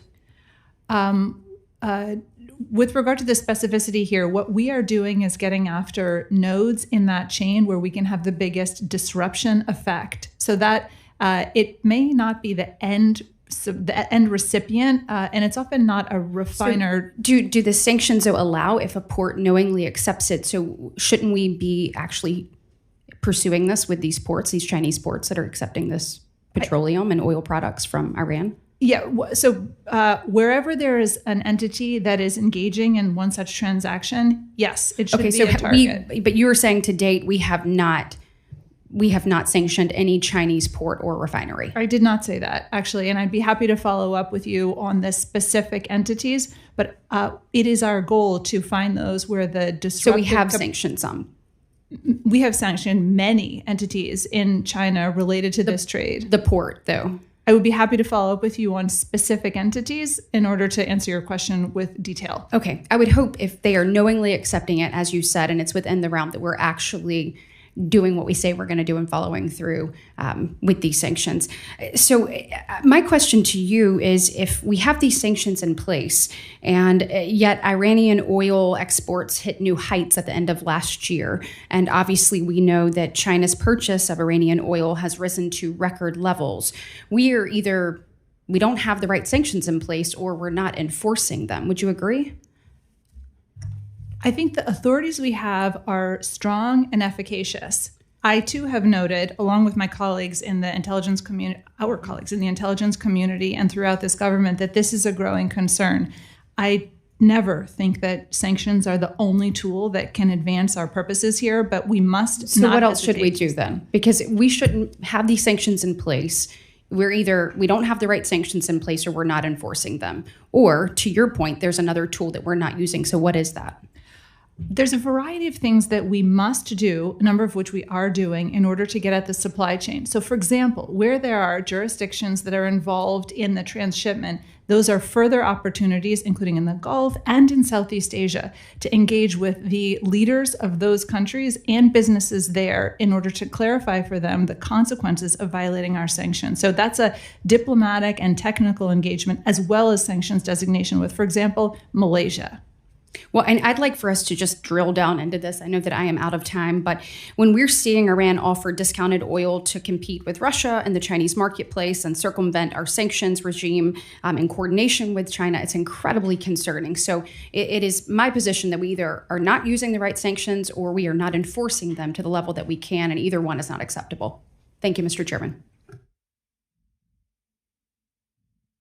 Senator Cortez Masto of Nevada is recognized. Thank you, Mr. Chairman. Let me jump back to what I heard Assistant Secretary Rosenberg talk about, the need to get some of our allies and other countries supportive of what we are trying to do here with respect to the illicit activities that are happening. So let me start with this, because I know just in general, the malign neglect on the PRC's part has allowed money laundering to flourish.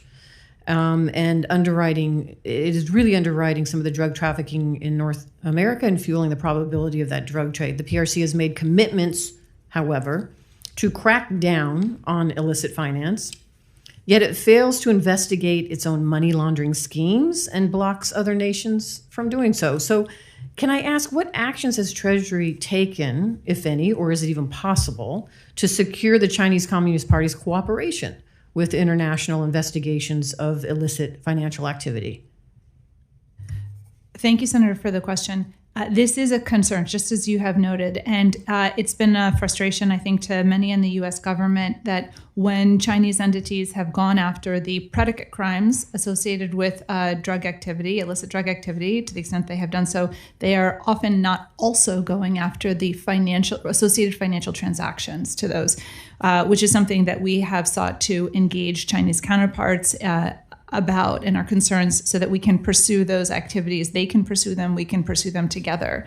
When I noted in my opening statement the value of engaging China to deal with areas of mutual concern, I noted a few. Another one of that list is cooperation on counter-narcotics efforts. So that is an excellent reason in my mind that we should have constructive and clear communication between our two countries to get at this problem where we clearly have a link between their supply and the recipients in our country, unfortunately. And that's right. And anybody who's ever worked in just on the federal law enforcement side knows you follow the money.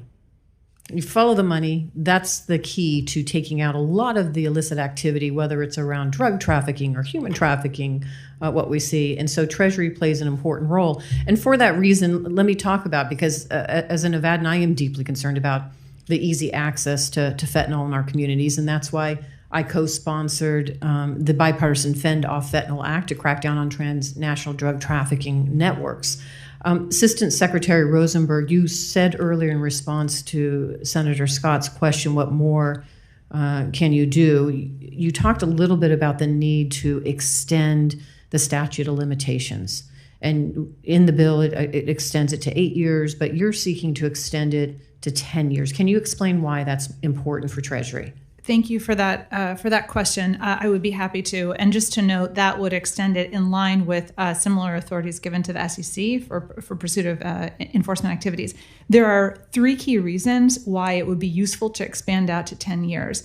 The first of which is that, and for anyone who has looked carefully at a complex web of this nature, where we're seeing these procurement networks and associated financial activity and money laundering activity, they're difficult, complicated to investigate. They involve multiple different fronts, beneficial owners in a variety of different jurisdictions, opaque corporate structures. So having the time to be able to put that together, specifically including when they go across borders. And we're trying to work with, for example, our Mexican counterparts on the law enforcement side. Unfortunately, it just takes time, a lot of time to do a complex investigation. That's one. The second one is that having to do with compliance. So it will clearly signal, having a longer statute of limitations here, clearly signal to those covered institutions, covered entities that have an obligation here and are watching IEPA restrictions to which they must comply with, that they must comply for a longer period of time. That is to say, there is a longer period that they need to be looking at. And then the last one here, deterrence, is related to the same thing, which is to say, if there is a longer period here that they must be aware of when they're thinking about violations, IEPA violations, it will deter them from skating up to the edge or taking certain risks if they know that they may be investigated and prosecuted for that 10-year period. Thank you. And I know my time is almost up, but I'm curious, and I'll submit this for the record, but as we talk about fentanyl, and we track its precursors and from China into Mexico into the United States. To me, that is similar to the methamphetamine issue we had decades ago, where the precursors were coming from China into Mexico into the United States. And so at some point in time, I'm curious, what have we learned or not learned? What tools do we need? And we should have a better understanding of how to track and stop fentanyl if we were doing so with methamphetamine decades ago. And it's a question for a later time for us to have a discussion, but I'm always curious, what more do we need, tools do we need to give you? Or is it more of just a coordination of federal agencies and state and local agencies with some of our allies and partners? But I know my time is up. Thank you, Mr. Chairman. Thank you, Senator Cortez. Senator Daines of Montana is recognized. Chairman, thank you. Montana is not exempt from the crisis we're seeing with fentanyl and as well as what Senator Cortez Masto said, meth. For the last 10 years, the United States has seen exponential increases in trafficking, interdiction, overdoses related to fentanyl. As we say, though, you don't necessarily die of an overdose of fentanyl. You die of exposure to fentanyl. You think about a little sweet and low packet, if that were fentanyl, is enough to kill 500 people. As you know, the trafficking and sale of drugs like these are made possible through advanced illicit finance schemes such as trade-based money laundering or obscured beneficial ownership. Talk about the supply chain, China, Mexico, into the United States. I spent 6 years living in China with Procter & Gamble, launching brands there. We had 2 kids born in Hong Kong. We were there to compete against the Chinese brands. By the way, we beat them handily. These great American high-quality products competing then against Chinese brands. But the cost of these crimes cannot only be measured by Chinese subversion of U.S. interests around the globe, but also in terms of American lives. Well, the Office of Terrorism and Financial Intelligence, with the help of the Corporate Transparency Act, have done excellent work to curb these behaviors. The simple fact is this: there's still a major concern for the U.S., international partners, and financial institutions around the world. More needs to be done to combat these illicit financial flows that impact everything from fentanyl to the acquisition of military end-use technology.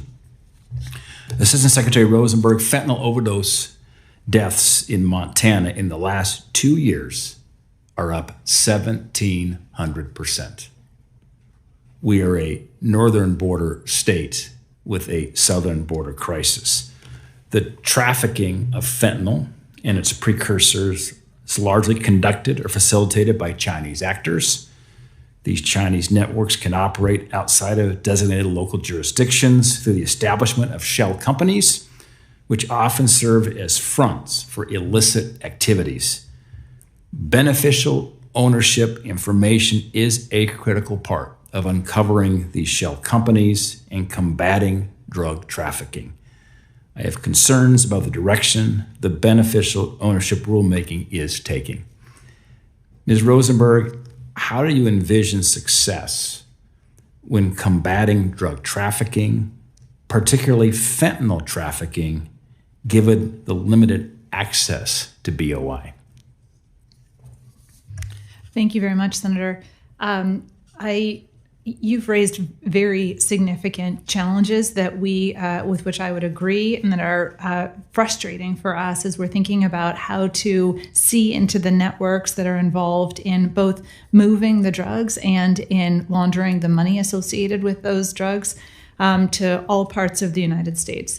I do believe that with these kinds of crimes, as with a whole host of other criminal financial activity, the ability to see into and understand the ultimate beneficial owner of shell companies in the United States will help. It won't be the only thing that will help us, because when we're dealing with structures where even that information is not clear to us, we'll still be struggling to put together the pieces. So it won't be just, unfortunately, I think that won't be the silver bullet for us, but it will be helpful.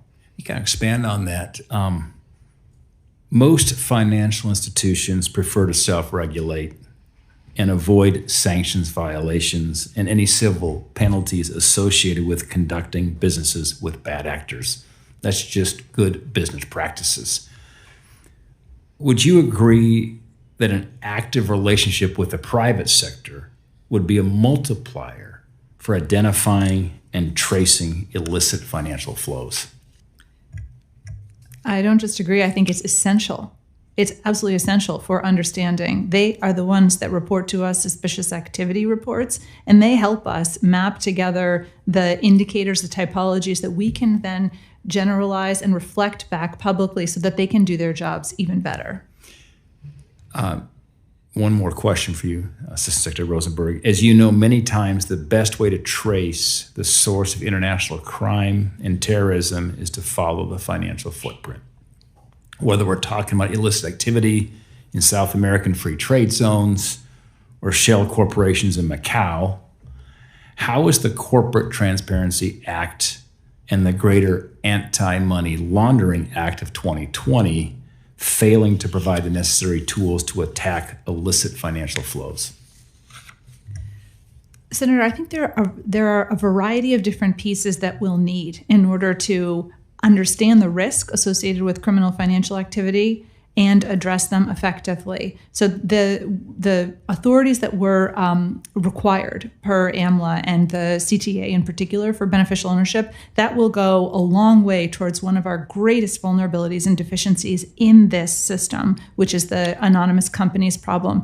There are a variety of other challenges we see that we need to address. We had the opportunity to speak earlier in this hearing about investment advisors or the private wealth industry, where there are also vulnerabilities in our approach and our regulatory system. That is another area where we need to devote attention in order to be able to get at this broader challenge in front of us. Thank you. Chairman? Thanks. Senator Van Hollen from Maryland is recognized. Thank you. Thank you, Mr. Chairman. Thank all of you for your testimony and for your service. In early January, President Biden signed into law a bill I authored along with former Senator Sass called the Protecting American Intellectual Property Act. And I want to thank the chairman for his help in getting that passed. The idea was pretty straightforward, that garden variety litigation is often not a sufficient defense when you've got sophisticated foreign actors backed up by foreign governments trying to steal very important U.S. technologies. Exhibit A, of course, being the PRC. The president, as I understand it, has not yet designated the implementing agency. I recognize this falls among agencies. Can anybody provide an update today, and I'll start with Assistant Secretary Rosenberg, as to the status of the president's decision? The reason I want to emphasize this is the bill requires a report to be due by later this month that identifies and designates foreign entities that are engaged in the serial theft of U.S. technology and to apply sanctions. So I would welcome any update on where all that may stand. Thank you, Senator. I too understand that this legislation has yet to be delegated by the president to a cabinet agency. That said, as you I'm sure appreciate, IP theft is something that many of our agencies are focused on and interested in, and where we already have some activity that we would be able to advance further with when this authority is delegated.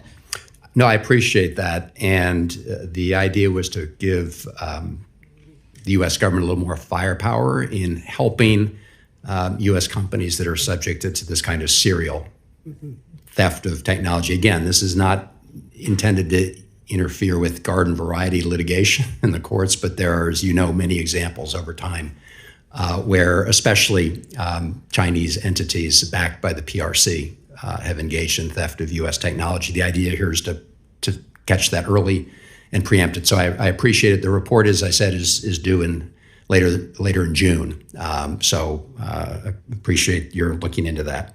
I do want to take this moment to commend all of you for your efforts to identify critical technologies to put on our export control list, especially those technologies like advanced semiconductors, the equipment to manufacture advanced semiconductors.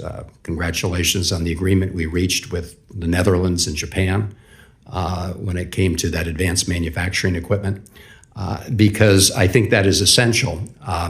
Obviously, it requires very good coordination with our allies and others around the world, and I know that's been a theme of this, and I think all of you are very well aware of that fact, and I just want to urge you to continue to move in that direction. I think Secretary Yellen gave an important speech at SICE.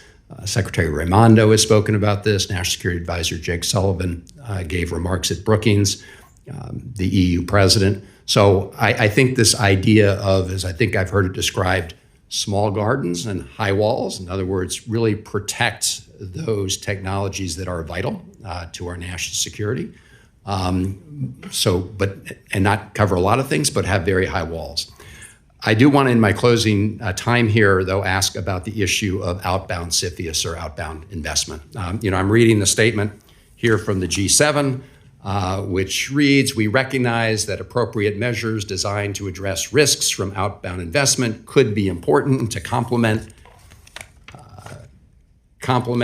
existing controls of targeted controls on exports and inbound investments, which together protect our sensitive technologies from being used in ways that threaten international peace and security." So that's the G7. I understand it's a broad statement, but Assistant Secretary Rosenberg, could you just identify what principles we're going to be applying as we decide how to implement outbound investment controls? As you know, there's a lot of discussion and concern. The devil's in the details, and so I'm interested in your thoughts on that.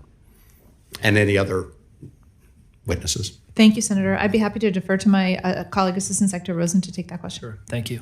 Thank you, Senator, for the question and highlighting the G7 statement. In fact, international engagement has been a key component of our efforts. Taking the time to get this right has been one of our core principles, as well as engaging with various stakeholders and Congress as well.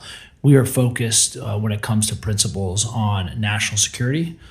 We are focused on a tailored, narrow, administrable, understandable approach that gets at these core equities that would clearly and directly impact U.S. national security in a way that's understandable to the community that's going to have to comply with them, and in a way that directly enhances and protects our national security. And so those are some of the fundamental principles that we're focused on.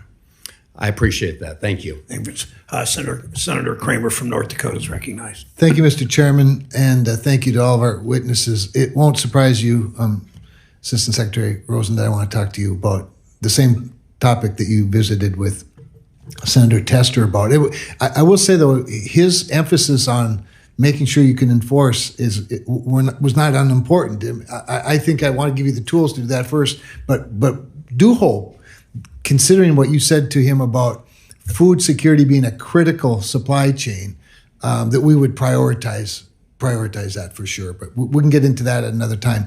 Specifically, though, in relation to the legislation that you were talking about, the PASS Act, that he and I and Senator Rounds and others are on, and some other legislation related specifically to the food supply chain.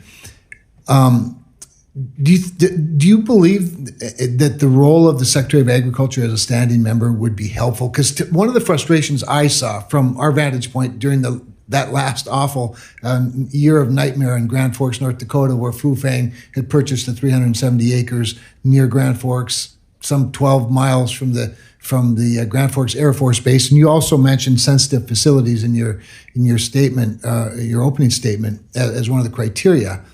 We were very frustrated that after CFIUS took the first 60 plus another 15 or so days to conclude that they didn't have jurisdiction, it was very frustrating to watch that play out. Would it have helped would it have helped to expand CFIUS with the Secretary of Agriculture as a standing member so that food supply chain is, in fact, a higher priority? Thank you, Senator, for the question, for our continued dialogue on what is a very important issue. And I'll repeat what I said to Senator Tester. Food security, particularly in the supply chain, is a critical national security issue. As you know, I can't talk about any particular case or comment on any particular case. That said, I want to address your comment a bit more generally about USDA, if I may. Thank you. USDA is a critical ally and partner in CFIUS. And the way that given the importance around these food security issues that we've talked about, we have set up a process where USDA has full visibility into the case filings. They have visibility into the materials. They're regularly involved in our regular CFIUS meetings. And they have an opportunity to not just participate, but lead, just like a permanent member would, cases that present specific food security or agricultural issues. And when they do that, they are participating by and large just like a full member. So the process that we have set up ensures, from my perspective, that we do not leave any food security or agricultural issues as it relates to national security unresolved. And so that's how we're working with them presently. And I appreciate that. And I appreciate the obvious secrecy with specific cases. But if the Secretary and the Department can have access, in the meantime, if we could pass legislation that would codify that, I think that would probably strengthen your hand a little bit. Just sort of building on that, and you used the term, again, sensitive facilities, and I'm quite certain I'm not saying anything that's classified, but as you know, it was quite public last month when the administration or the Department of Defense added 8 military bases to receive broader jurisdiction or provide broader jurisdiction for CFIUS, given the sensitivity of the bases. Are you, I suspect this is basically a call by the Department of Defense, but would you have suggestions on whether we should just more broadly add all military bases to this jurisdiction? Because it seems to me that if we start designating certain bases as more sensitive than other bases, we might, in essence, be signaling to the enemy where our priorities are. I mean, wouldn't it make sense to just apply that more broadly to all of our military and defense installations? Senator, thank you for that question and for your support in that expansion. That, at my insistence and working with the DoD, we did start the regulatory process for adding those 8 bases, added 300,000 square miles of additional real estate coverage. The way that Congress set up our authorizing statute and FIRMA was very intentional not to blanket the United States with real estate jurisdiction. And we give great deference to our partners at the Department of Defense and elsewhere to designate for us what is sort of a proximity risk. But these are certainly important questions. They're hard questions, and I'm happy to continue working with you on I might just wrap up with this question. You can either answer it or not. But when it comes to land itself, whether it's agriculture or otherwise, it's not like we're going to grow more unless we're going to, I don't think we're going to take over Alberta or anything, but it just seems like it's such a precious commodity that maybe we, should just consider more restrictions, more blanketed restrictions. But just my thought, my comment, I'm not even overly committed to it. It's just something to think about. Thank you. Thanks, sir. And thank you for your help. Thank you. Senator Smith of Minnesota is recognized. Thank you, Chair Brown. Thanks to all of our panelists. I'm going to ask a question first of Secretary Rosenberg. This is around illicit finance risks with crypto. I know several of my colleagues have touched on this a little bit before. So China banned cryptocurrency trading about 2 years ago, but it appears that some of these restrictions aren't really working. Bank filings of the failed crypto exchange FTX show that 8% of its 9 million users were from China. And there have also been reports alleging how employees of the exchange Binance and trained volunteers were teaching Chinese users how to evade the ban, including bypassing its own Know Your Customer and residency verification systems. So, Assistant Secretary Rosenberg, to what extent do you think that these bad actors in China are exploiting these weaknesses to engage in money laundering or other illicit activities? And how are we able to monitor or understand that risk? Thank you, Senator, for the question. One, I appreciate the points that you've made. We're also quite concerned about jurisdictions, not just China, but other ones where even if there is ostensibly a policy that bans certain kinds of activity for their nationals, they are nevertheless still involved in such activity. There are, as I noted, there are other jurisdictions where this is a problem. For us in the United States, one of our greatest vulnerabilities with respect to virtual assets is when other jurisdictions insufficiently put in place requirements, laws, rules, regulations, disclosure, and insufficiently enforce them. Because where that creates an opportunity for a lot of activity in the dark or outside of awareness from their regulators, including specifically where countries say it shall not be allowed, but nevertheless it's clearly happening. That is because that doesn't give them an opportunity to work with us on enforcing against activity that may cross borders and violate our laws. And do you have thoughts? What are your thoughts about how regulators or Congress can, address this, apparent ease with which crypto users can work around these trading restrictions? I mean, what should we be doing more of or differently? Well, to the point that I was just making, where that greatest vulnerability of ours is when other jurisdictions have inadequate rules and enforce against them, I think that the American people would be very well served if we together with one voice made quite clear to other jurisdictions that have inadequate regulatory structures and inadequately enforced that they must step up to the plate, because their weakness leaves us all vulnerable. Thank you. Thanks. Let me turn to Ms. Kendler. Assistant Secretary Kendler, we are aware of how the Chinese, the People's Republic of China military-civil fusion strategy creates unique obstacles when we're trying to restrict export of technologies that have dual use, making it, it's hard to identify what that technology's end users are and end uses are. So this robust enforcement of these export controls is important for our national security, but it's complicated. So could you talk a bit about what trends you are seeing in attempts to evade dual-use technology export controls? How should we be partnering and working with agencies to mitigate that risk for dual-use technologies that might be diverted to China's military capacities? Thank you, Senator. We share your concerns about PRC procurement strategies that are directed at its military modernization and human rights abuses. From the licensing perspective, and I'll defer to my colleague, Assistant Secretary Axelrod, when it comes to the enforcement and evasion issues. From a licensing perspective, we pursue two pillars, really. One is based on technology identification, restricting cutting-edge technologies in a calibrated way for the PRC, and then also looking at entities that are of specific military modernization concern, national security and foreign policy concern, and that's how the basis for our structure. That's great, thank you. And Mr. Axelrod, please. Yeah, thank you, Senator. There's no higher priority for us than combating that threat. It's one of the reasons why we stood up the Disruptive Technology Strike Force, which I co-lead along with my counterpart at the Department of Justice. It's 14 operational cells around the country focused on preventing sensitive technology from going to places of concern, including China. We rolled out the first 5 actions of that strike force just a couple of weeks ago, and 3 were related to the PRC. That's great. Thank you, Mr. Chair. Thanks, Senator Smith. Senator Lummis from Wyoming is recognized, and Senator Smith will chair the committee for the remainder of 15 or 20 minutes. Senator Lummis. Thank you, Mr. Chairman.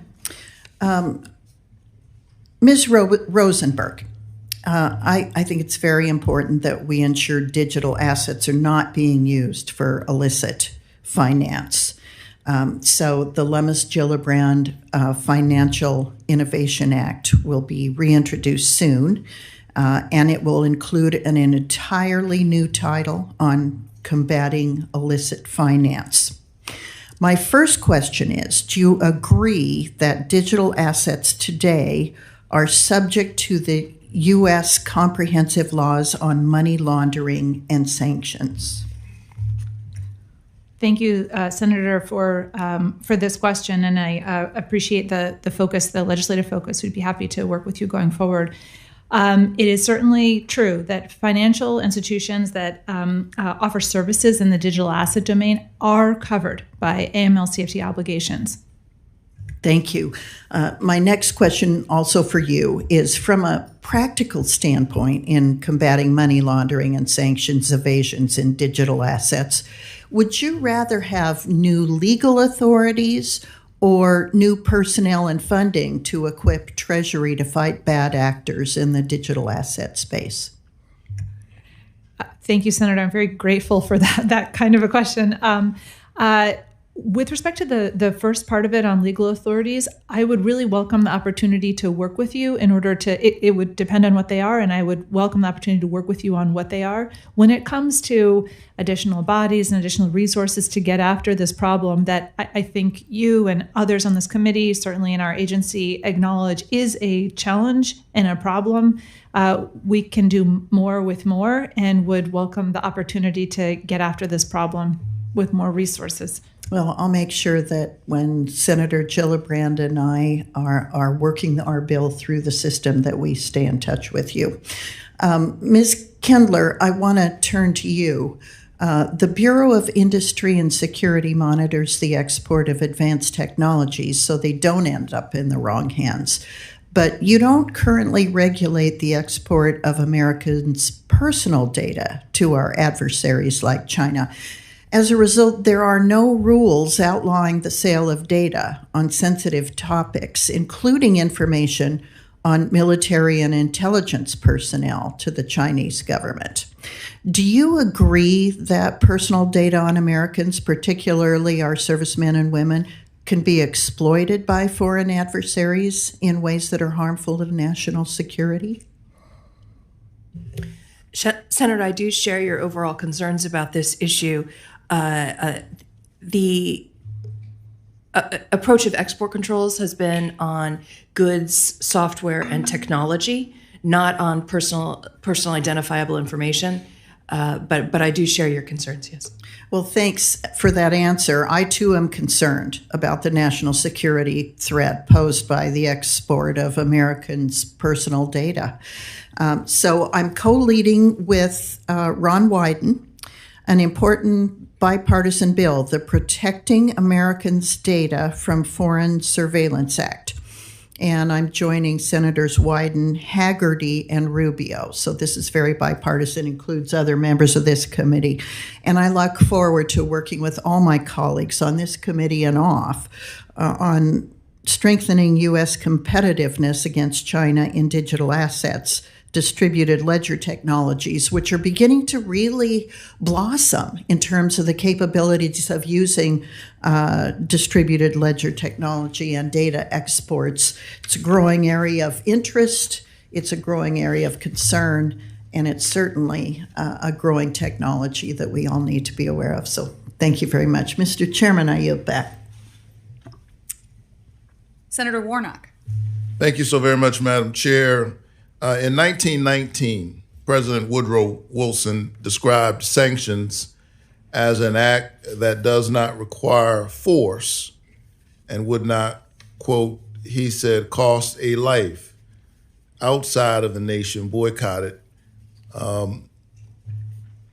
More than 100 years later, we know that the truth is more complicated than that. We know that this tool, although peaceful, in that it does not rely on the use of guns or bombs, still has severe consequences and can have a devastating effect on societies.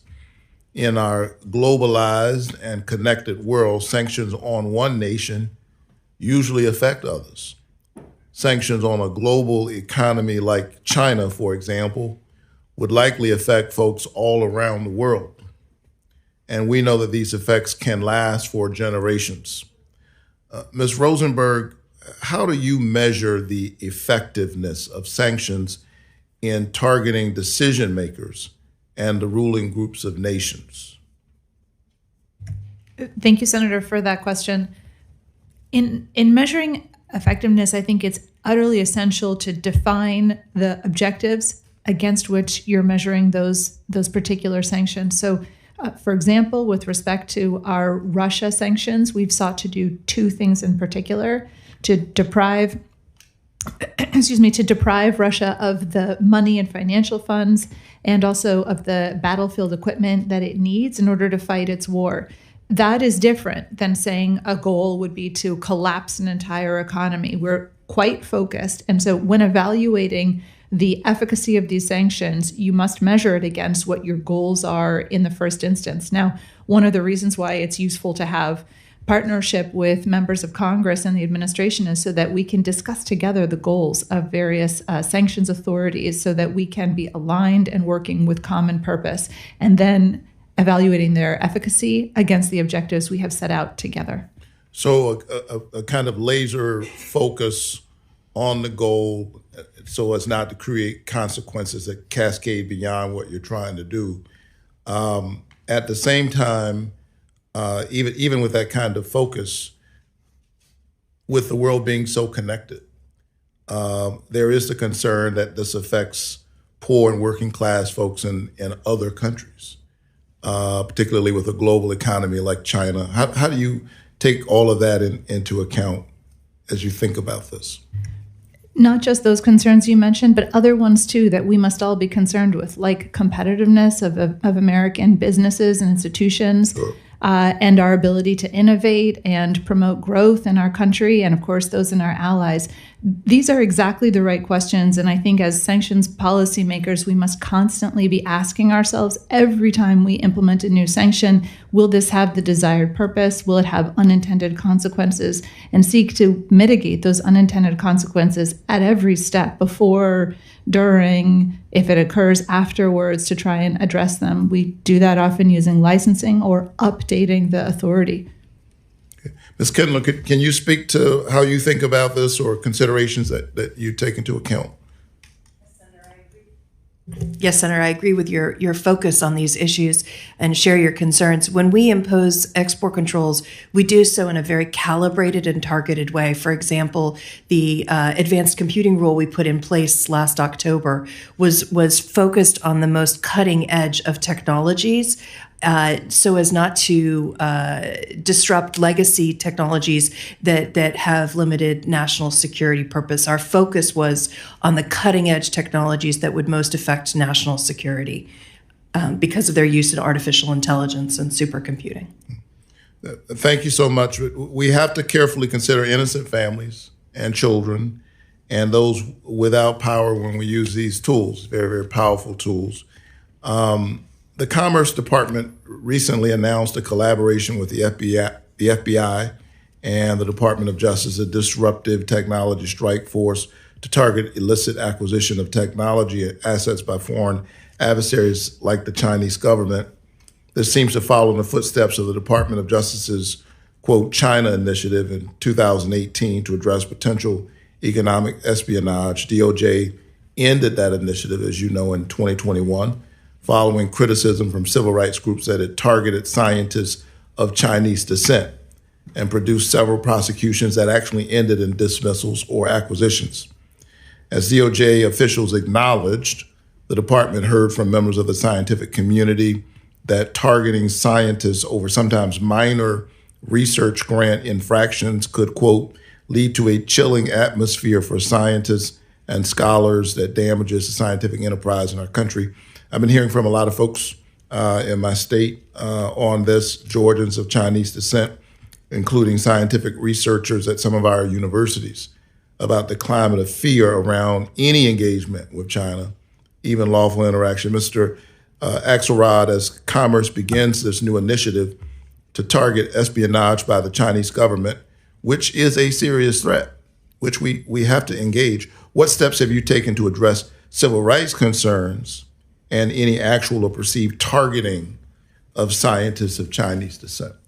Yeah, thank you for the question, Senator, because you've hit on two critically important things. One is to take action against the threat from the PRC, which is why we've established the Disruptive Technology Strike Force with the Department of Justice. And then a second is to make sure that Chinese Americans or people of Chinese descent who are here studying or working in the United States are not targeted and do not feel targeted. And I believe one thing we've done in that regard, separate from the strike force, which is really more focused on things happening in PRC, is our establishment of an academic outreach initiative.